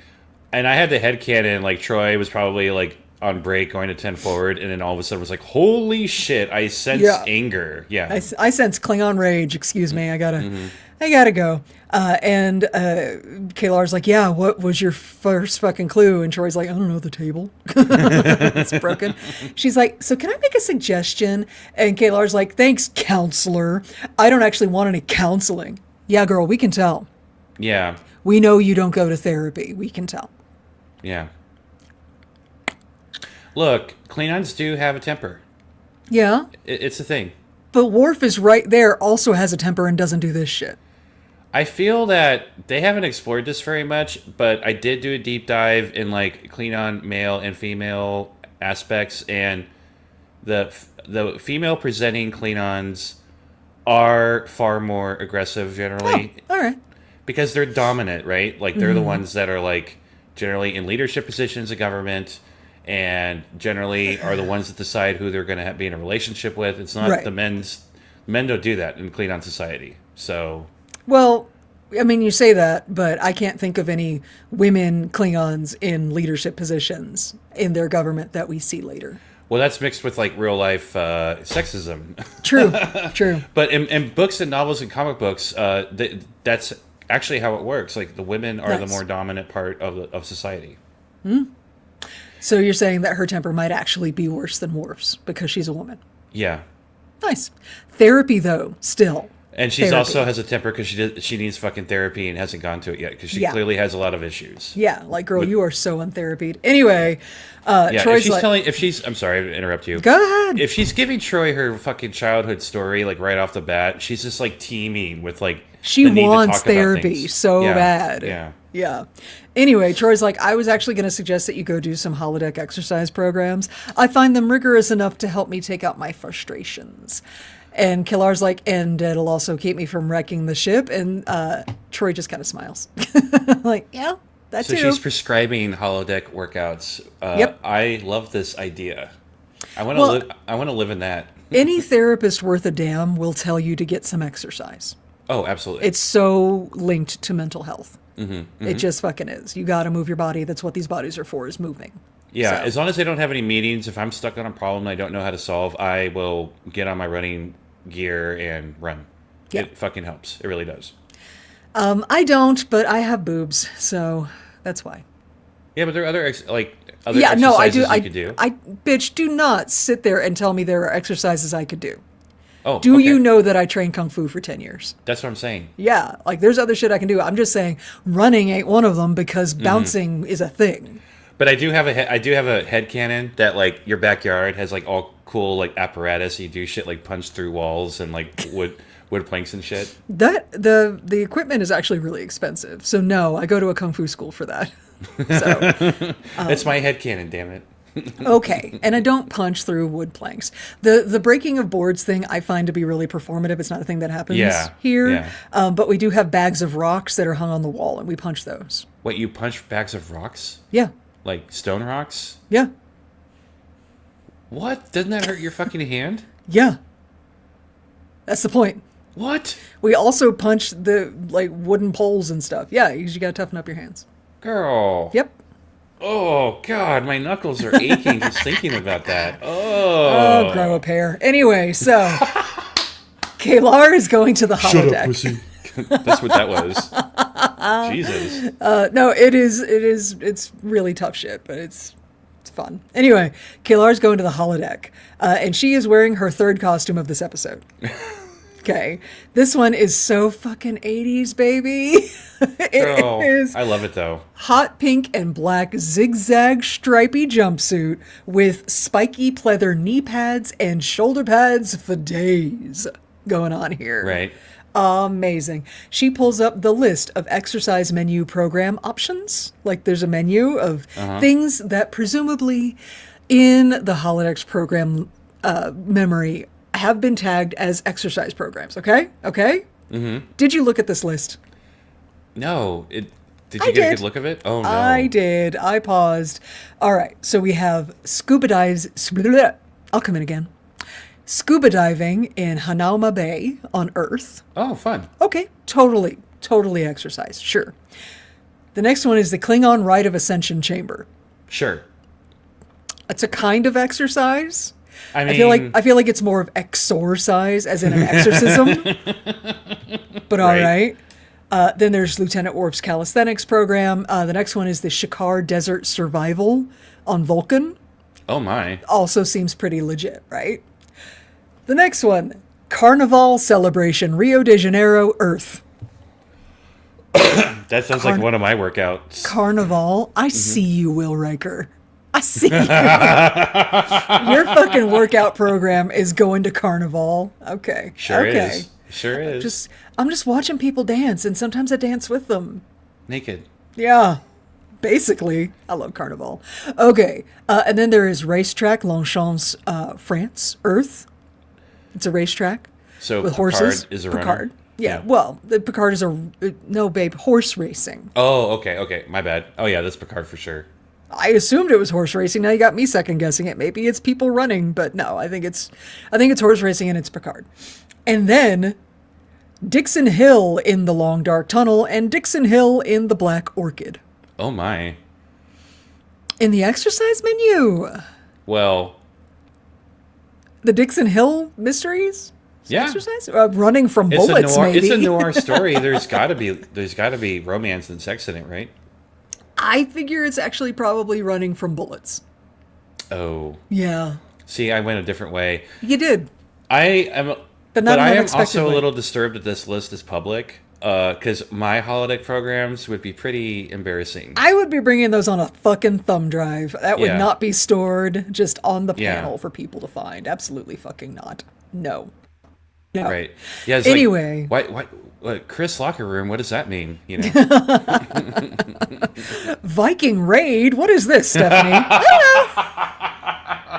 don't know. This one just says Mass Effect. Give it to you. I know the man. No. Don't look at it. I left in the middle of the Krogan scene last time. Anyway, Oh my. I love the Krogans. I know. Okay. So, of course, naturally, Kalar picks Worf's calisthenics program. We may recall we saw him and Riker doing this workout before and fight a bunch of dudes and stuff. It's great. She goes in. It's a misty jungle scene full of screeching animal sounds. She picks up Worf's familiar armored gauntlet thing from the ground, and she's going to go get her workout in. Cool. We cut to the bridge. Picard is getting an update from Data on the progress of getting to intercept the Klingon ship. They're about 15 hours out, which seems like a really high number for something that's not going to be relevant, but all right, whatever. Enter Worf rudely relieves the guy who is standing at his station. Right. And Picard's like, what the fuck? And he goes over there and he's like, Worf, why are you here? And Worf's like, Emissary Kalar. And I feel like the rest of that sentence was going to be, is being a big old bitch. But instead, he reins it in and says, she called a recess. And so I'm going to run a full diagnostic on all of the security shit or fucking whatever. And this is a ding personal attack. You're pissed off, so you need some busy work to like distract you, or Absolutely. I'm gonna deep clean my kitchen or something. Yeah, same. Yeah, I'm just gonna go be busy. Yeah. But and then Riker is like, no, we already did all that, and Worf is like, I feel it is necessary. He's snarling at his commanding officer. Ding, personal attack. Do not tell me that I don't need to do the busy work that I'm doing that keeps my hands off your throat. Okay. Also, Ding, she's not a Federation officer, because when your captain tells you to do something, you don't, like, take that tack. Take a break and go do something else. Yeah. Anyway, I love how Worf snarls at Riker, and Riker just looks at Picard. Like, he's your fucking Klingon. What are you going to do about this? That's your crew member. Yeah. And, like, me and Lucas and I will do that in the house. If one of our kids does something, I'll be like, your son... Right, your son did X. You know what your son just said to me? Yeah, we will immediately divest any kind of responsibility or ownership for that child. So I feel like that's what happened right there. Anyway, Picard pulls Worf aside and is like, look, I appreciate your diligence, but you are working too hard. And Worf's like, well, we're going into a dangerous situation. I should do these things. And Picard goes, Lieutenant, I order you to relax. And Worf says, I am relaxed. And Picard, again with the look, and Worf just goes, yes, sir, and leaves. I love it. Yeah, Picard notes, I've never seen him so unsettled. Yeah, his ex-girlfriends don't generally board the Enterprise. So.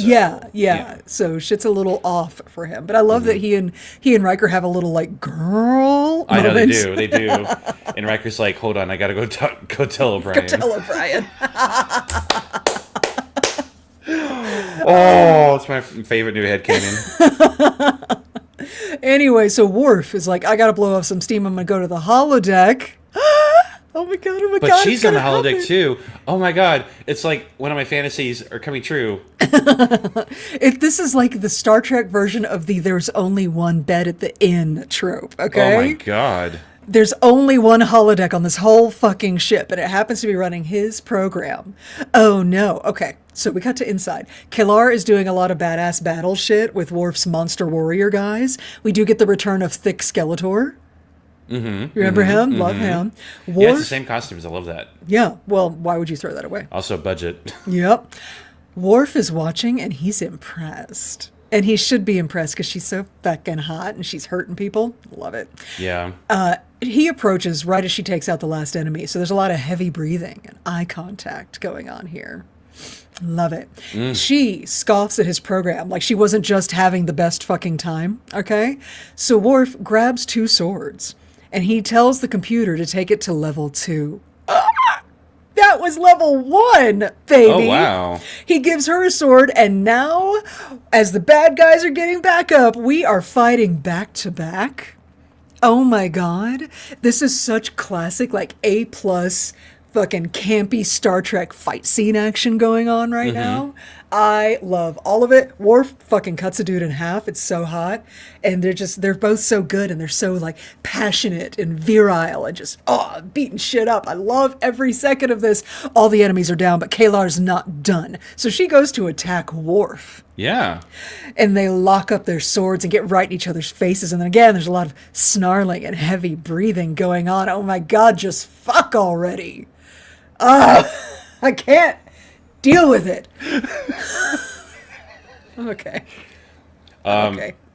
If y'all would like to see what it looks like when someone's camera gets fogged up, you can watch Steph and I, because right now I'm like, woo! Ooh, the vapors. It's so good. I love everything about this. Yeah.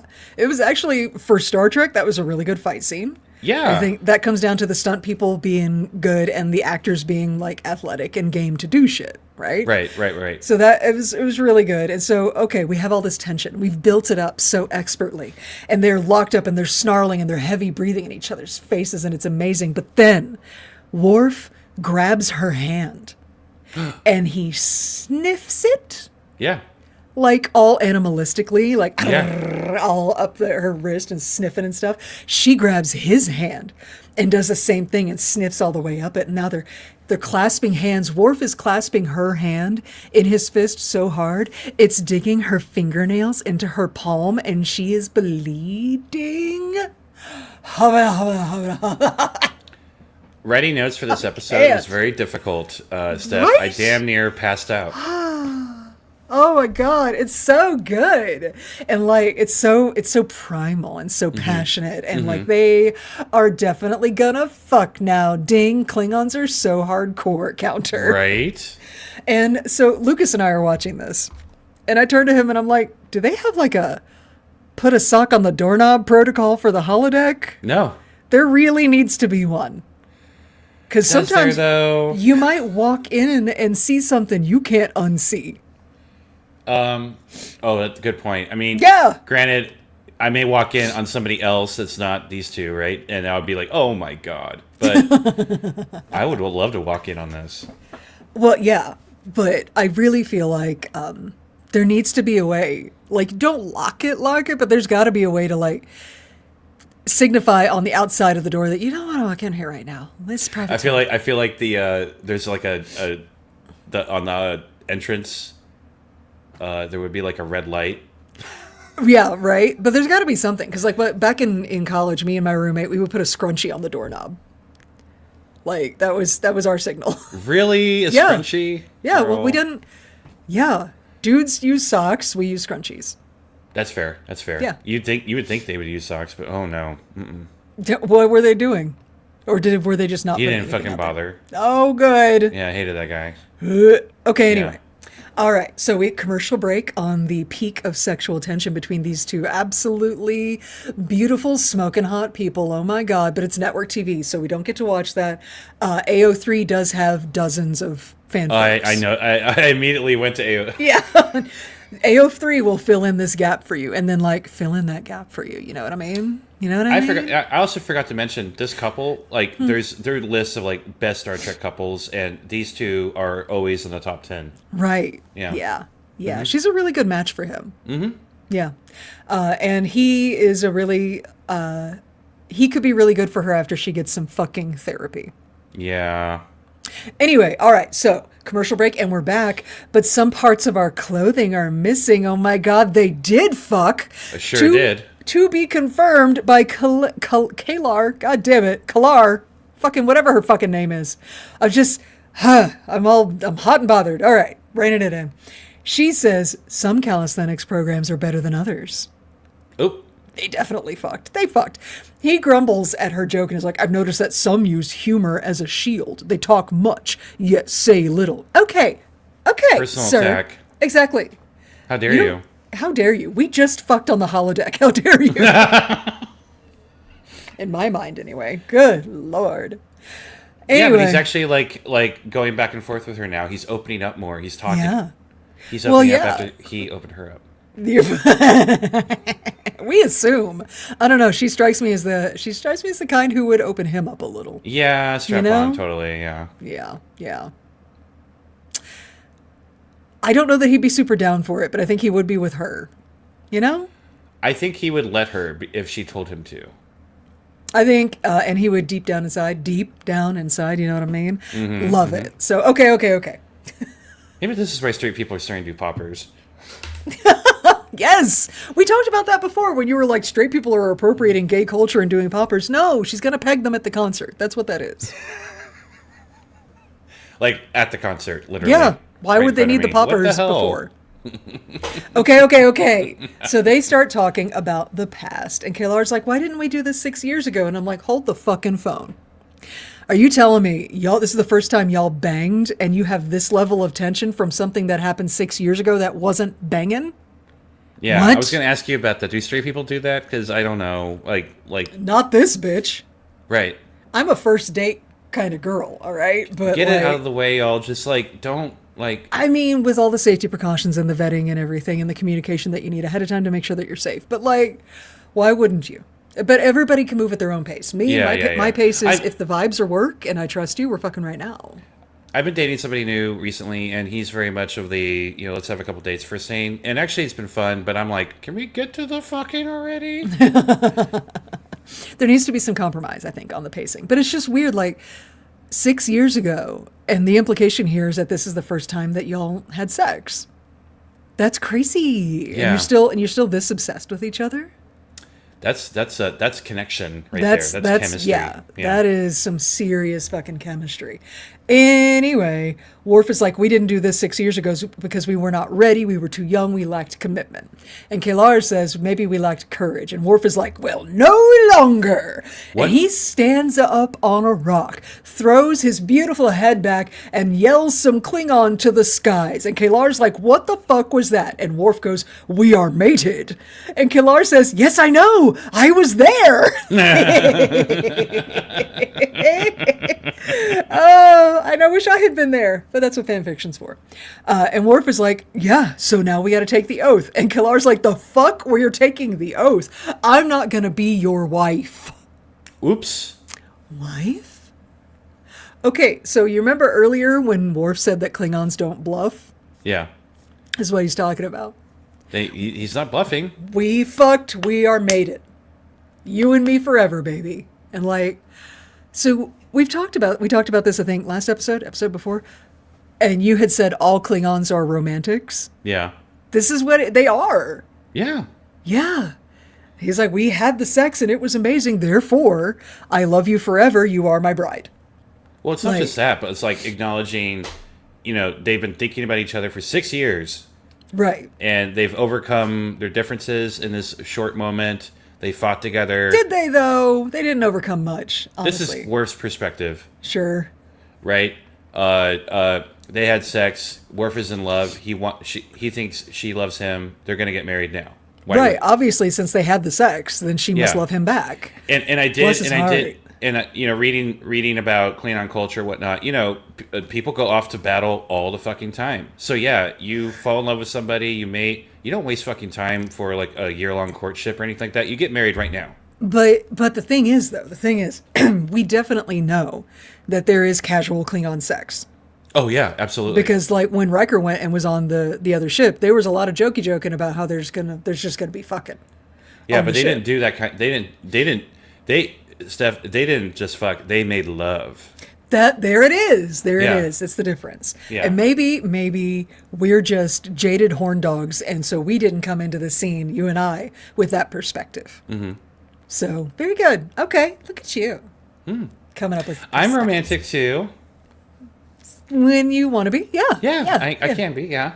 Yeah. I, as much as I love romance personally, not so much romantic myself. No. Anyway. So she's like, I'm not going to be your wife. And Worf's like, you already are my wife. And K'Ehleyar's like, that is Klingon bullshit right there.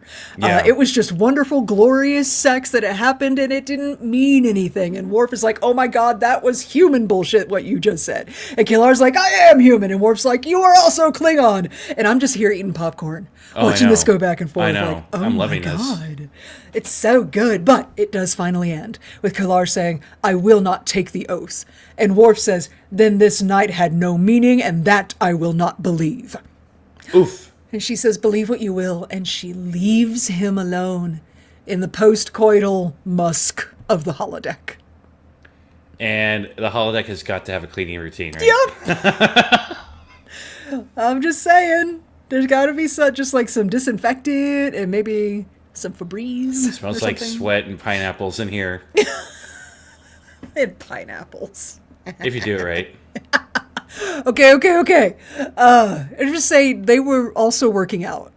And so that it was post-workout sex. There's a funk in the holodeck right now. Oh, yeah. There sure is. It absolutely needs to be cleaned out.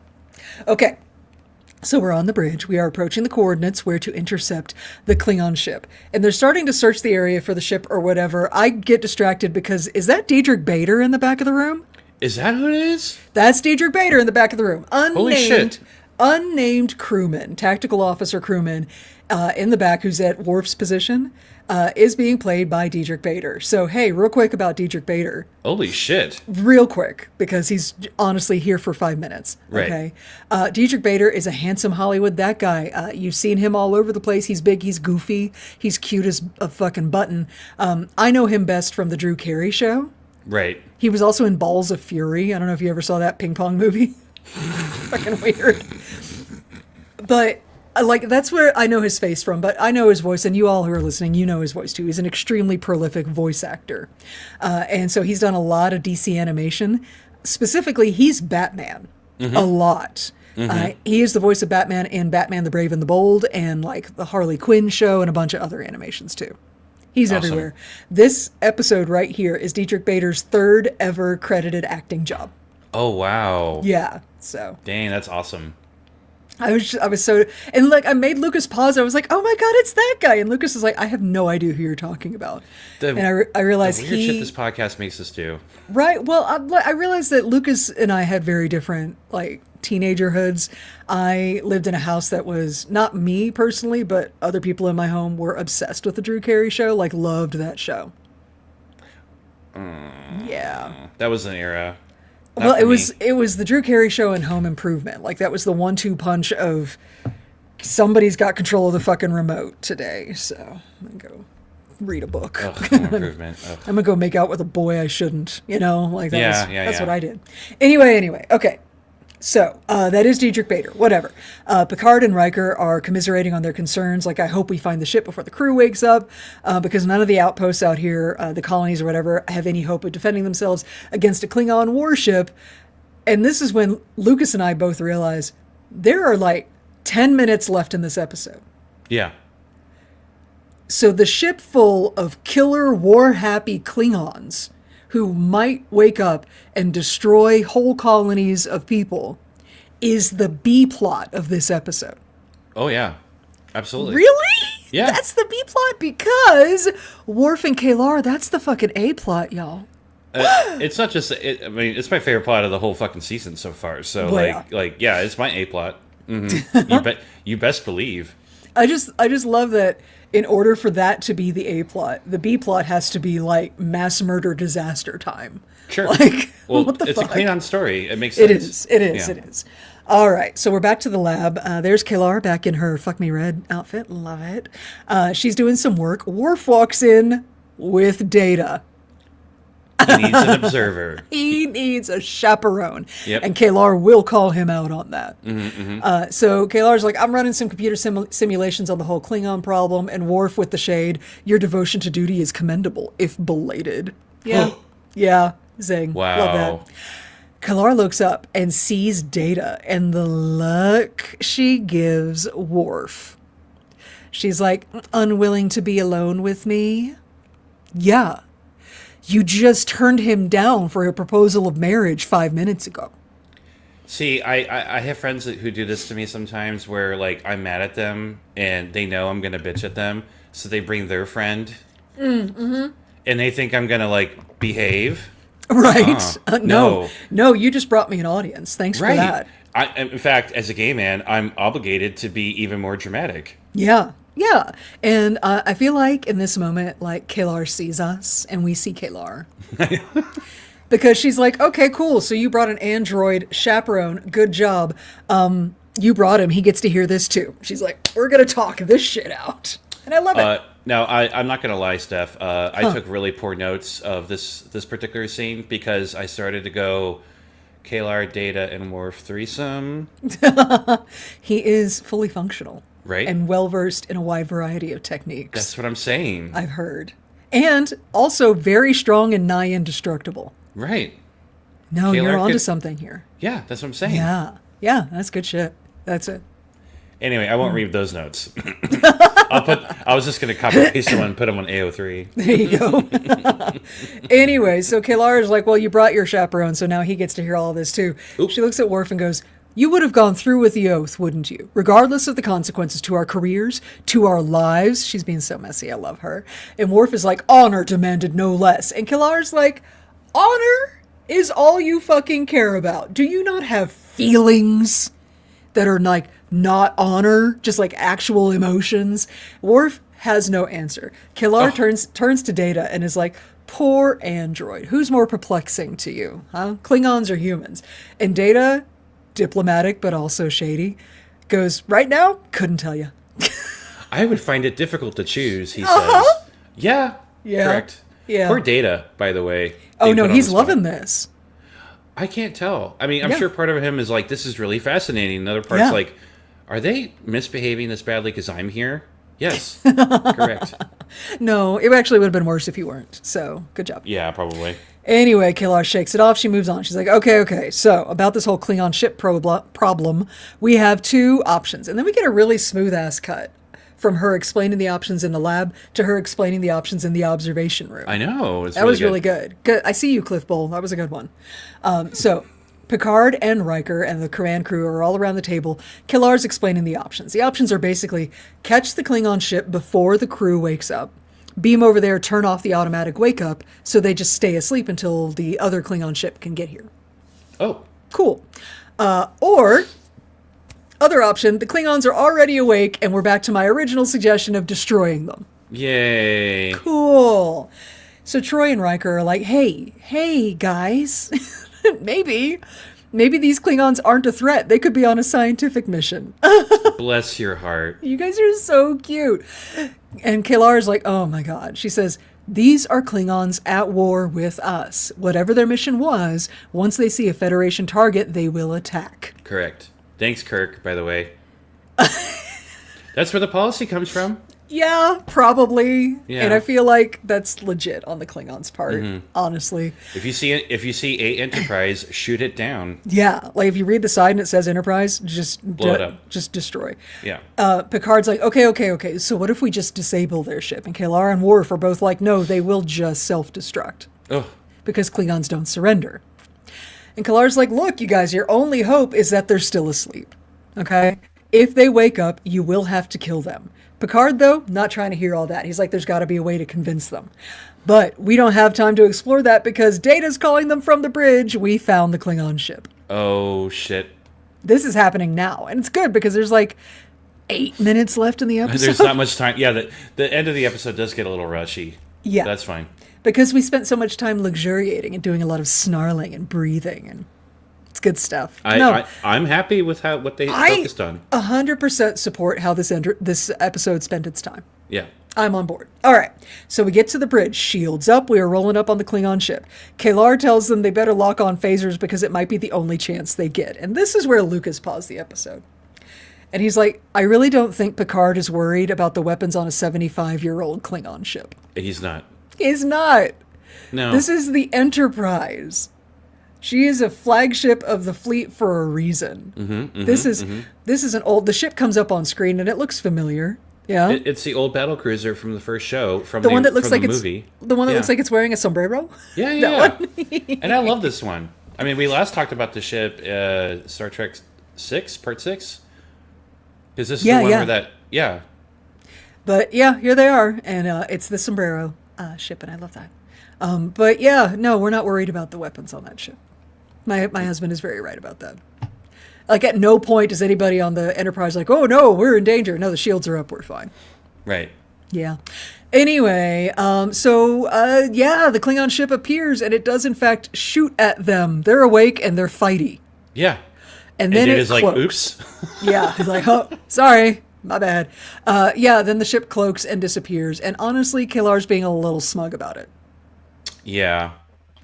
She's like, told you so. Geordi comes up from engineering. He's got his station at the back, and he does some authentic sci-fi gibberish with some scanners or something, and he's able to find the cloaked ship. Yeah, because by the way, a 75-year-old cloaked ship, we figured out their tricks. Yeah. We could track them. That's like literally a matter of historical record. Yeah. So yeah, they found the Klingon, the cloaked ship. They are moving to intercept. Kalar is like, Picard, let the Klingons die in battle. They deserve that much. So engage with them and then destroy them. That's what she wants them to do. But then we see Worf behind them has a light bulb moment. And he's like, Captain, I got an idea. So I believe we cut to commercial and we come back to the Enterprise in space and a captain's log saying, hey, we're going to try Worf's idea. What is happening? Yeah. Okay. What is Worf's idea? We don't know, but we're about to find out. So at this point, they are chasing the cloaked Klingon ship. And because, again, the Enterprise is a newer, faster, better ship than theirs, actually goes past them and turns around and just parks right in their path. Yeah, which would only piss off the Klingons. Exactly. So it does get their attention, and they do fire again. And so Picard stands up and he's like, let's give them a chance to look their enemy in the face. Are you ready, Lieutenant? We cut to an exterior shot of the Enterprise fucking nose to nose with the Klingon ship, and then we're back inside the bridge, but we're from behind the front seats, right? We're looking at the view screen. Okay. And then we hear Worf's voice say open hailing frequencies. What? Yeah.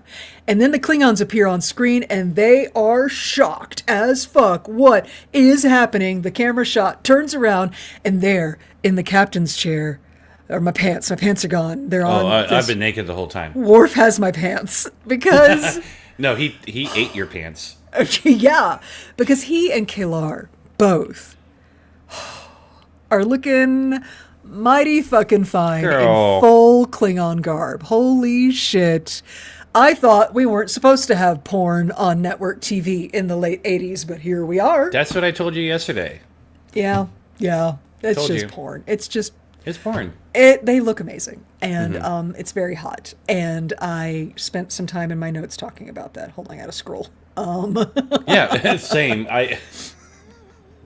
Anyway, so Worf starts talking to them like he's the captain of the Enterprise, getting a ding on the James T. Kirk out of options, just fucking bluff counter. Yep.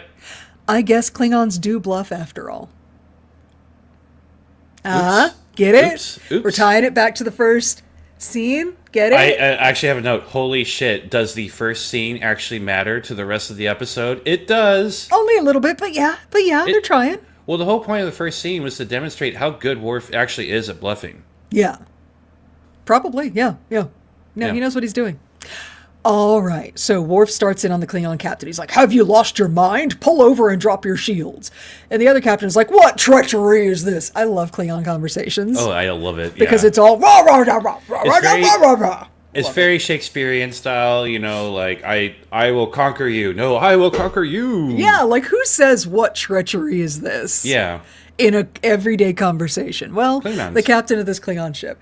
Yeah. So he's like, who the fuck are you, basically? And Worf goes, I am Worf, commanding the Enterprise. And it is you who have committed an act of treason by firing on this vessel. And the other guy's like, dude, I have orders to fire on all Federation ships. You are a Federation ship. And Worf is like, you fool. I love that. Can we bring back calling people you fool? Right? I'm gonna do that now. Without getting in trouble, of course. That's gonna be my new go-to thing on Threads.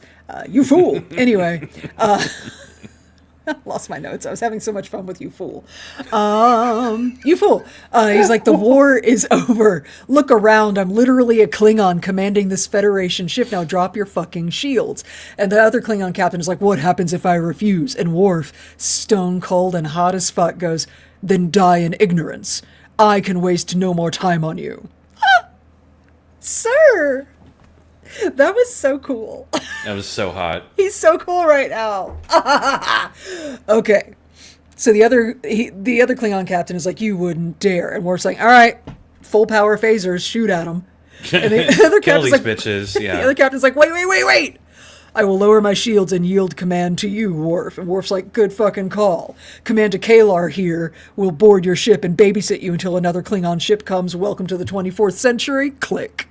Wow. It was so hot. That was so good. That It was was so good. hot. So Picard and Riker come out of the ready room, and they're like, hey, congratulations, well done on your first command. Riker asks Worf, so how did you like having your first command? And Worf goes, comfortable chair. Get it? Because he has to stand all the time. Yeah. He doesn't get, there's no chair at tactical. He's standing. Anyway. I'm right about that. But it's true. It's true. It's true. Yeah.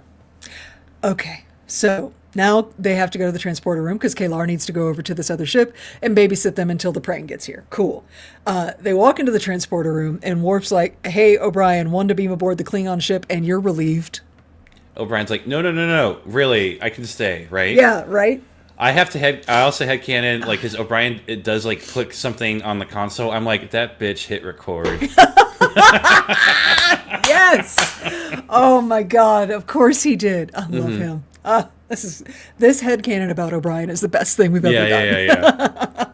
Love it. Anyway, so O'Brien leaves after hitting record, and it's all business, right? Worf is like, you go to their ship and wait for the Prang to come and relieve you. And K'Ehleyr's like, and I will get those guys up to speed on the modern era and whatever. And there's a long silence. And she's just staring at him. And so am I. Like, My notes are like, fucking someone say something. right. I'm fuck's so sake. uncomfortable. Something obviously needs to be said. Yeah. But Worf is a stone cold bitch and I love him.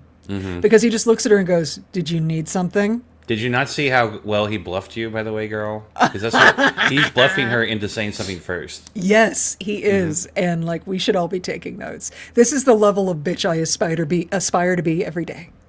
Is this right here. Anyway, so K'Ehleyr's like, no, I guess I didn't have anything else. And she's about to get on the transporter pad. And then she whips around. She can't fucking take it anymore. She's like, damn you, Worf. You'd let me go without saying another word, wouldn't you? Yep. Yeah, actually. But he's still not done fucking with her. He goes, what needs to be said? Oh, What? K'Ehleyr is like, we are about to go our separate ways again. And Worf's like, and? Say something. Right. He has already, as far as he's concerned, laid his heart bare to her. yeah, he wanted to get married. Yeah. Like, obviously, we made love on the fucking holodeck, and now I want to be with you forever and ever and ever. And you turned me down, so you know what? Now you have to make some romantic overtures here. You need to confess some shit. You need to meet me halfway, bitch. And I feel that. I love him so much. But Worf it is works. a Taurus. Worf is a Taurus. I'm calling it now. Oh, yeah. Worf is a absolutely. Taurus. I see him, he sees me. We see each other. We see each other. Anyway, so, yes, K'Ehleyr takes a deep breath because it is, in fact, romantic confession time. And she says, I hid the truth from you. Last night did have meaning. I was tempted to take the oath with you. And she admits that she's never had such strong feelings for anyone before, and Worf admits that neither has he. Oh. And K'Ehleyr says, maybe someday, when our paths cross again, I won't be so easy to get rid of. Aww. Because she's still got to leave. There's still like a job to do Yeah, there's here. still a job. They still got to go. Yeah. But also, she's got one more episode, K'Ehleyr. It's gonna be so much more complicated. Yeah. Just put a pin in that line. I won't be so easy to get rid of. Just put a pin in that. Why did you go there? Because every love story has a tragic ending. Of course. Of course. So, they do some really intense eye contact. They're so good at this. I love it. They do a hand clasping thing that feels very ritualistic and meaningful. Nobody has to explain it. I don't care. I know what they're doing. It's the whole thing. This is They love Klingon each other. hugging. Yeah, it's the whole thing. All right. They're going to get married someday and they have a great, wonderful, long life together. Yeah, totally. God damn it. Anyway, K'Ehleyr gets on the transporter pad. And before Worf sends her away, he says, K'Ehleyr, I will not be complete without you. Oh, they are star-crossed lovers, driven apart by duty and honor. Oh, I love them so much. Oh, I love this story. Yeah. Okay. I'm swooning. The episode is over. All right, we're done here. That's it. That was really it. It's just, I love that episode. It's so good. It's so good because it's Star Trek dabbling in other genres. We got a romance story in a Star Trek setting. I love it. And we did get a little bit of a sci-fi conundrum with, do we kill the Klingons or do we try and find a way to and that's fine. It's more, like I said, it's more sci-fi conundrum than a lot of the episodes we covered in this season. Yeah, season 2 has been kind of hit or miss, but we're almost done. So hey, yeah, this is a hit, home run for me. Oh yeah, this hit me right in my girly bits. This is a good one. Pow, right in the prostate. Yeah. Do you think Klingons have a prostate? I'd like to find out. I think, given the really like the mommy dommy energy that female Klingons have, hopefully male Klingons do. Yeah, otherwise it'd be really uncomfortable. Yeah. Anyway, I really enjoyed this episode. I really enjoyed living in the headspace of contemplating the sweeping Shakespearean levels of romance that can occur between two Klingons, and also the fucking that can occur between two Klingons and an android. All of that was super fun. I really love this episode. Yeah. Do you have anything else for... Oh, I have one more note. One last note on this episode. Cool. In the original version of the script, Kalar was half Vulcan, half Klingon. Oh. But generally, collectively, it was decided that was actually pretty unrealistic. That to have been a consensual relationship. Yeah, that's fair. I love our patrons. So in chat at the same time, one person, Athena says they probably have two prostates like all their organs, LOL. And then Cavoli says, wouldn't it be two prostates? So nice. We are... You guys fucking rock. we're in alignment. Oh, see, this is why we hang out. This right here. If y'all want to join the Patreon and hang out with us. God, two prostates, that clutch action. Anyway. Right? Yeah. I'm just saying the mess after is going to be a lot. Yeah. A lot. Anyway, okay. Do you have anything else? Clean up on aisle bedroom. Okay, anyway.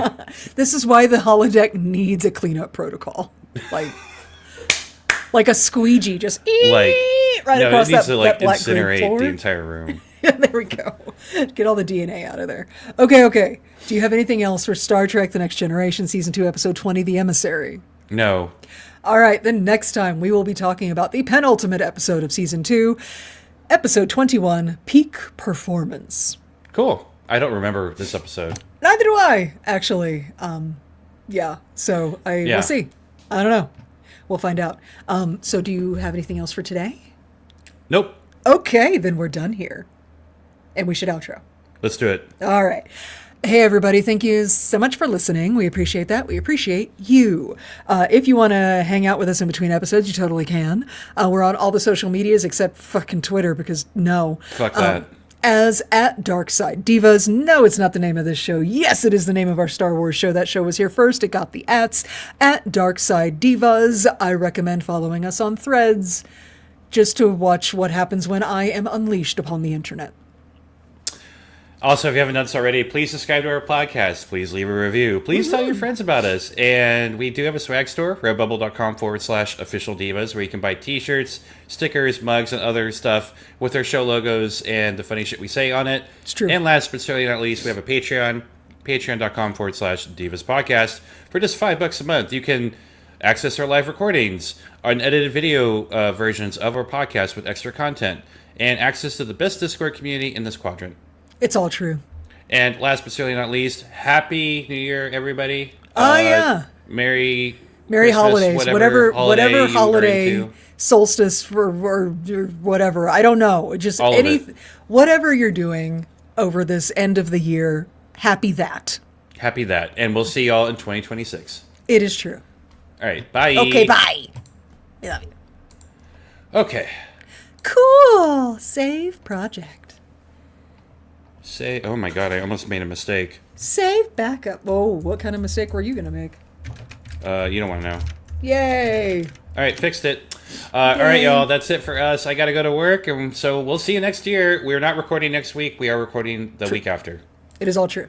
All right, bye. Okay, bye. End it. End it. End it. End it. End it.